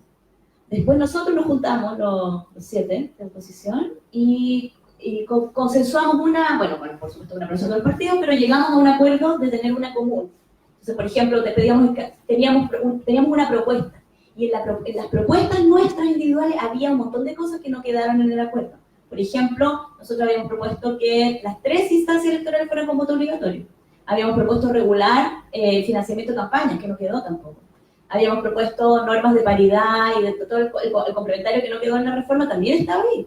De hecho, tuvimos discusión en la propuesta de oposición porque algunos habían pedido 10 escaños reservados, otros pedían 15. O sea, entre nosotros también negociamos entre la oposición para proponer una postura común que incluía el acuerdo complementario. Y nosotros empezamos los trabajos de la comisión técnica sin saber muy bien qué es lo que iba a quedar y qué no iba a quedar, y sin entender, pisando suelo, arenas movedizas, digamos. Nos demoramos finalmente 15 días en sacar lo mínimo, solo lo que estaba en el acuerdo. Y entonces había muchas más propuestas en ese sentido de lo que quedó. Me estoy tratando de acordar si había algo más. Estaba el financiamiento, estaba lo del... Es que también nos demoramos mucho en sacar lo que la derecha quería. Claro. Por eso, entonces, ellos tenían, por otro lado, ellos tenían otras maximalistas, entonces al final, claro, nos demoramos mucho. Cuando nos llamaron, nos dijeron, esto era un viernes de la tarde, y nos dijeron, ¿pueden tenerlo para el lunes? Nosotros, no. Pero si no nos conocíamos, o sea, bueno, con la Claudia nos conocimos toda en la oposición nos conocíamos, pero no conocíamos a los técnicos del otro lado de la mesa. Entonces, llegamos todos con alta desconfianza, bien maximalistas todos, ¿verdad? Y el viernes le dijimos, mira, el lunes es difícil, o sea, nos vamos a juntar, nos juntamos el domingo, al final terminamos trabajando los fines de semana y todos nos juntamos el domingo para ver cómo, para saludarnos y ver más o menos cuáles eran las intenciones de cada uno. Y le dijimos a los partidos martes, miércoles, y ellos me hicieron un cronograma que si no lo entregábamos el viernes en la tarde, entonces venían la semana distrital, entonces más o menos se caía el acuerdo, ¿ya? Y el gran mandato era, digan lo que quieran, pero que no se caiga el acuerdo, ¿ya? Que al partido le había costado mucho y entonces podíamos forzar todo lo que quisiéramos, pero que no se cayera el acuerdo. Y empezó el lunes, el martes íbamos como en el punto -1, y esto se alargó y trabajamos hasta que en un momento dijimos, no se mueve nadie hasta que no esté todo aprobado. Y la lección que salió de ahí es que visiones muy distintas efectivamente pueden deliberar hasta llegar a un terreno común. O sea, los 2 tercios no es imposible. Es imposible para el lunes, ¿verdad? Pero en un año podemos tener una nueva constitución. Una pregunta, pensando en esto mismo. Oye, esta elección que viene es una elección bien particular, porque en la práctica ustedes hablaban de el barrio alto, cómo vota el barrio alto y cómo votan otros sectores distintos y cuál es el nivel de abstención. Pero eso en una elección tradicional, lo que uno ve es que el medio hoy día es mucho más líquido, y uno ve que de alguna manera este tema es bastante más transversal, y por lo tanto yo no sé, y se los pregunto a ustedes como cientistas políticas, si efectivamente esta elección va a ser tan similar a una elección de diputados, o de alguna forma esta temática que está asociada a un cambio constitucional ha permeado y de alguna manera ha movido y es independiente de si son los sectores políticos si son los sectores más acomodados de la ciudad que normalmente votan a la derecha, ¿no es cierto?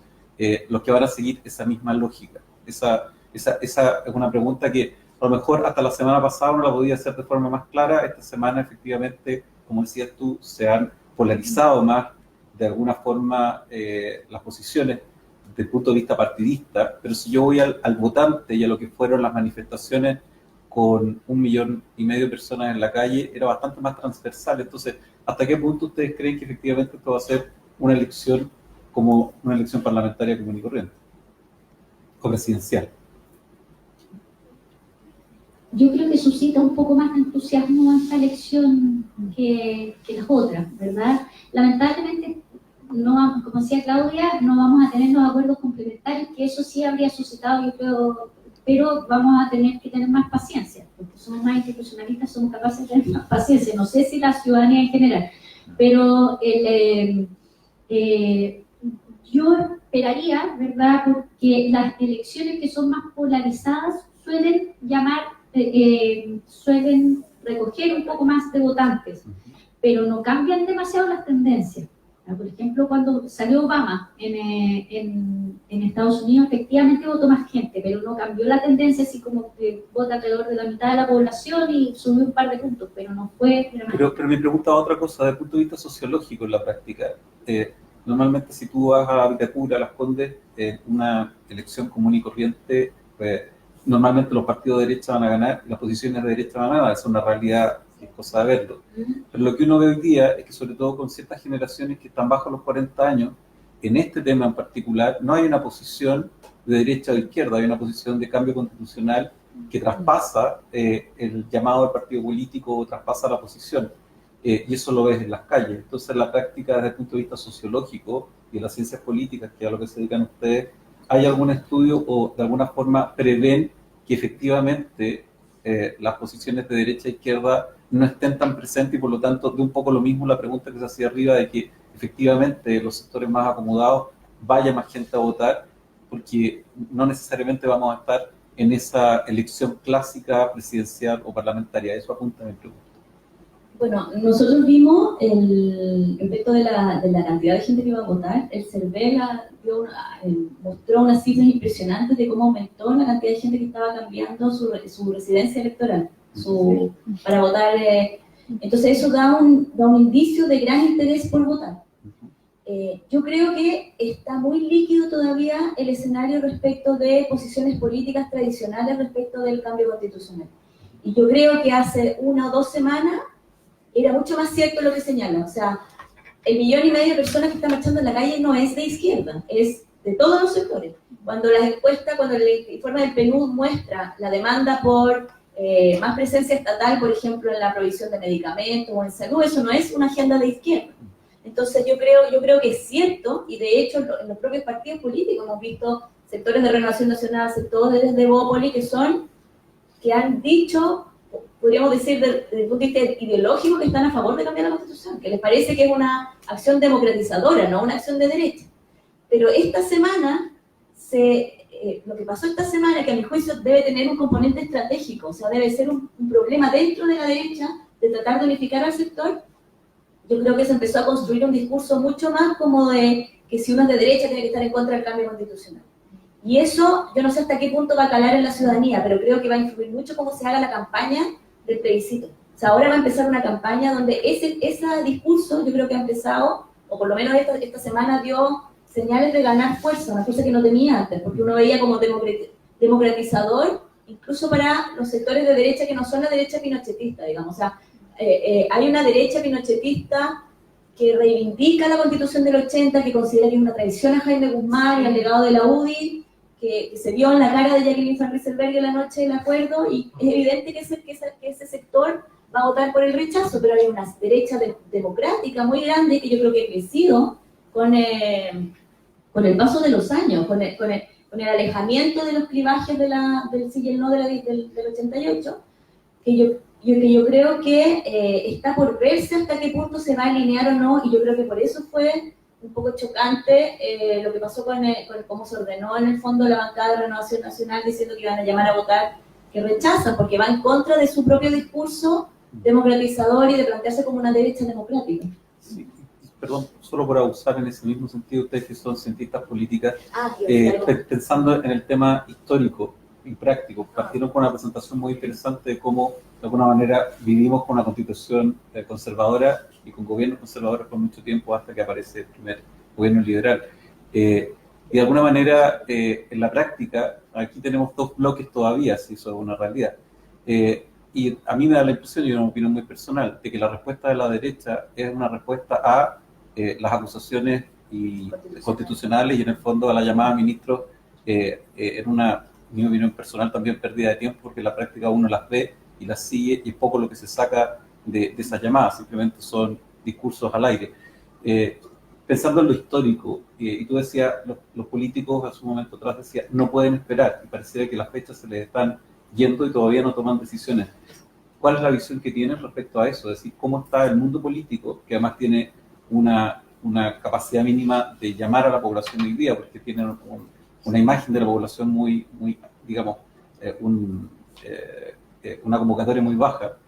¿Cómo ven hoy día ustedes a los partidos políticos de derecha y de izquierda en el contexto histórico actual que estamos viendo? Porque este es un momento crucial en la historia de Chile. ¿Qué pueden hacer al respecto? Ya no solo de lo que pasa con la Renovación Nacional de la UDI, qué pasa con la exconcertación y de alguna manera con el mundo de la izquierda. La más desordenada que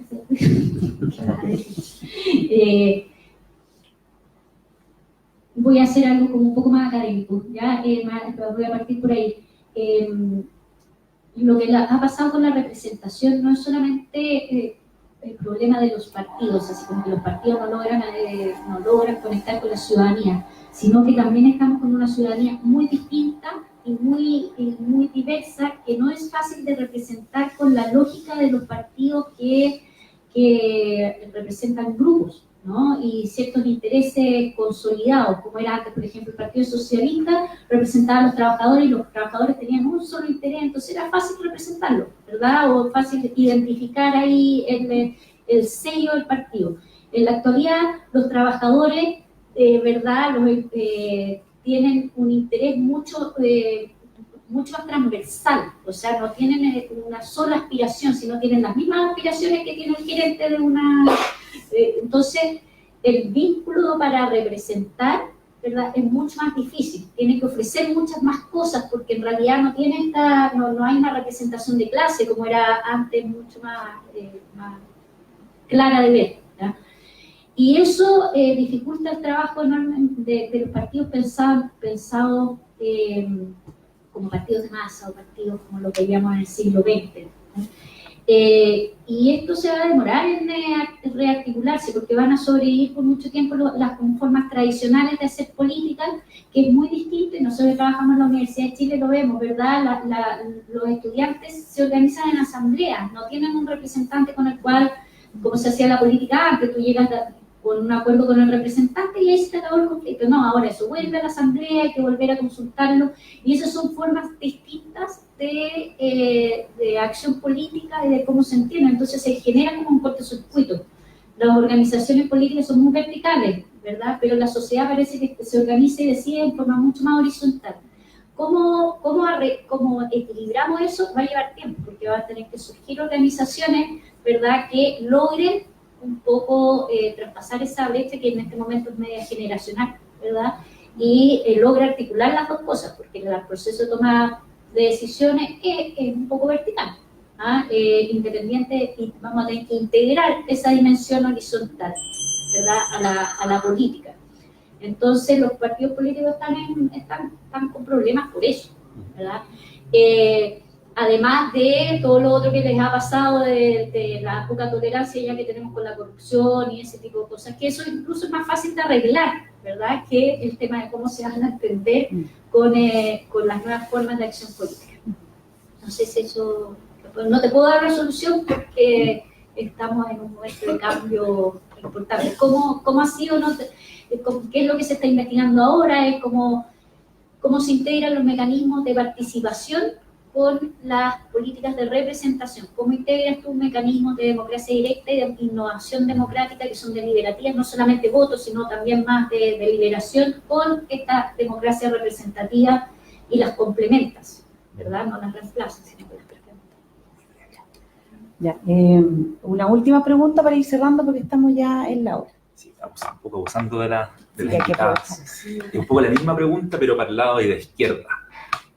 Yo también veo en el sector de la izquierda que hay... Donde voy me soy de derecha.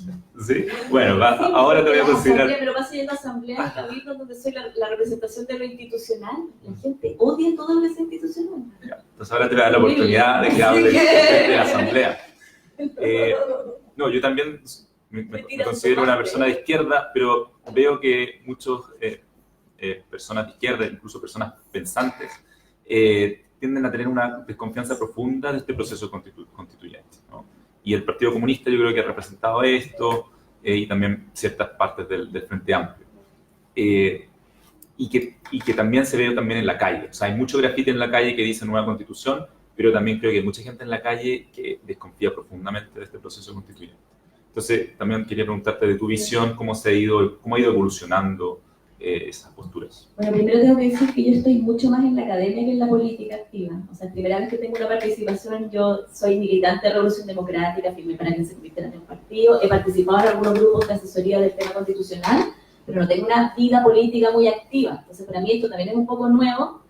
Y yo, como cientista política, digamos, tengo una profunda convicción, soy institucionalista, digamos. O sea, yo creo que es imposible que la política, que la democracia se mantenga si no hay instituciones que garanticen, por ejemplo, el pluralismo, que garanticen las limitaciones del poder y la representación. También yo soy una creyente en la representación, también desde el punto de vista teórico. En ese sentido, hay personas que son mucho más críticas de la representación como concepto y creen que debiera avanzarse hacia una democracia más participativa y menos representativa. Por el contrario, yo pienso que la representación política es la que debe mutar para incorporar mayores niveles de participación dentro de la representación, pero no creo que la representación sea prescindible, porque la participación no representativa es profundamente desigual.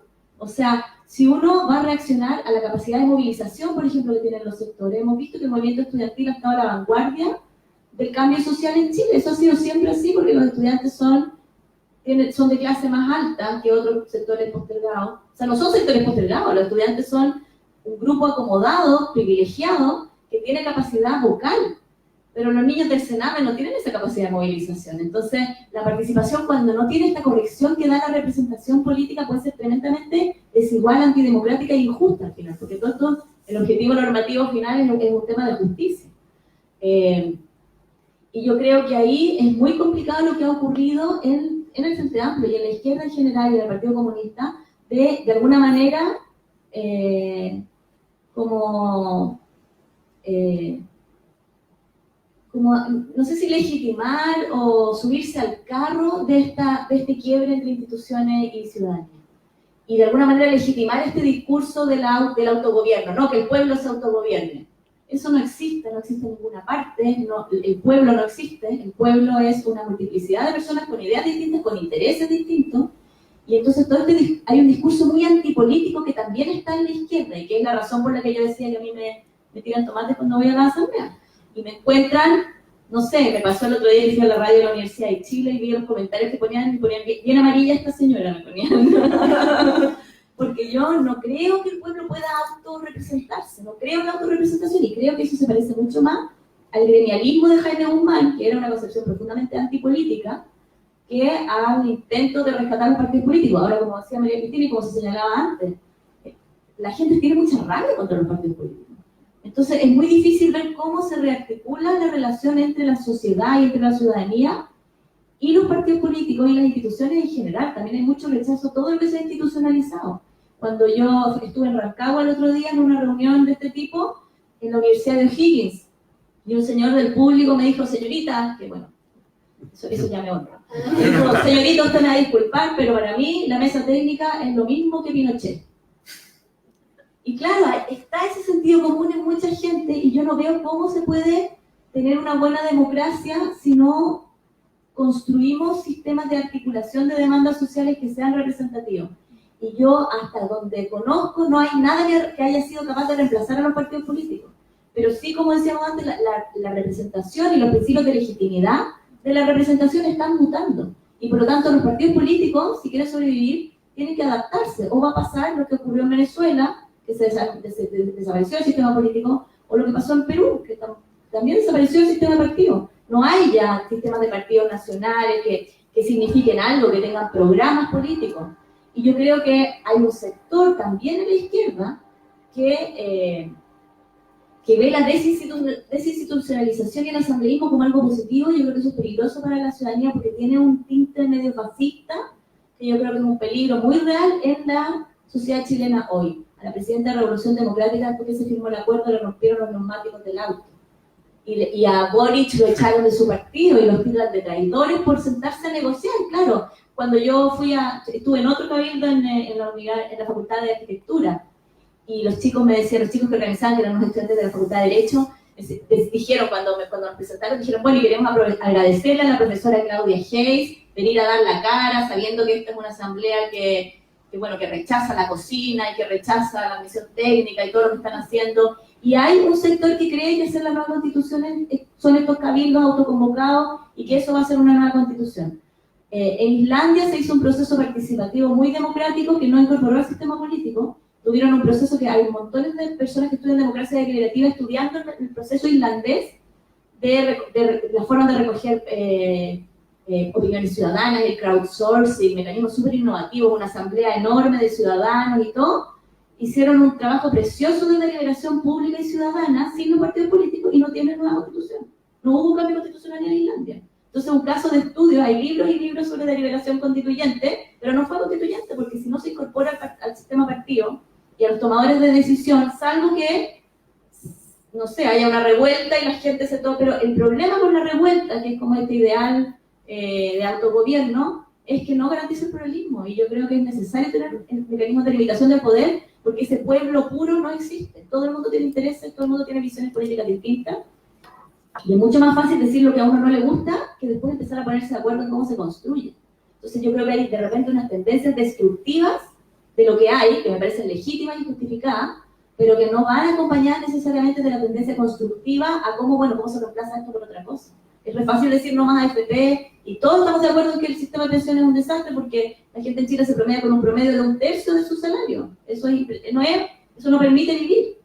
Pero diseñar un sistema de pensiones que sirva es mucho más difícil.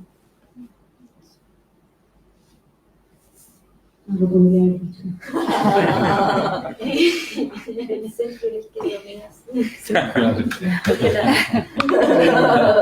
Es que como el AEC no se espera tanto. Yo soy la extrema derecha del Frente Amplio y la Cristina es la extrema izquierda de la democracia cristiana. Entonces ahí no hay contraste. Bueno, queremos agradecerle con un aplauso, ¿verdad? Muchísimas gracias por esta tremenda clase que nos han dado. Realmente está muy bien y tenemos todavía mucho que aprender, así que les agradecemos mucho que hayan estado aquí hoy día con nosotros y con la gente que nos está viendo. Muchas gracias por la invitación. Y tal vez dejar las invitadas para finales de marzo, principios de abril, para tener una convocatoria con estudiantes y que las puedan escuchar y poder discutir con ellos.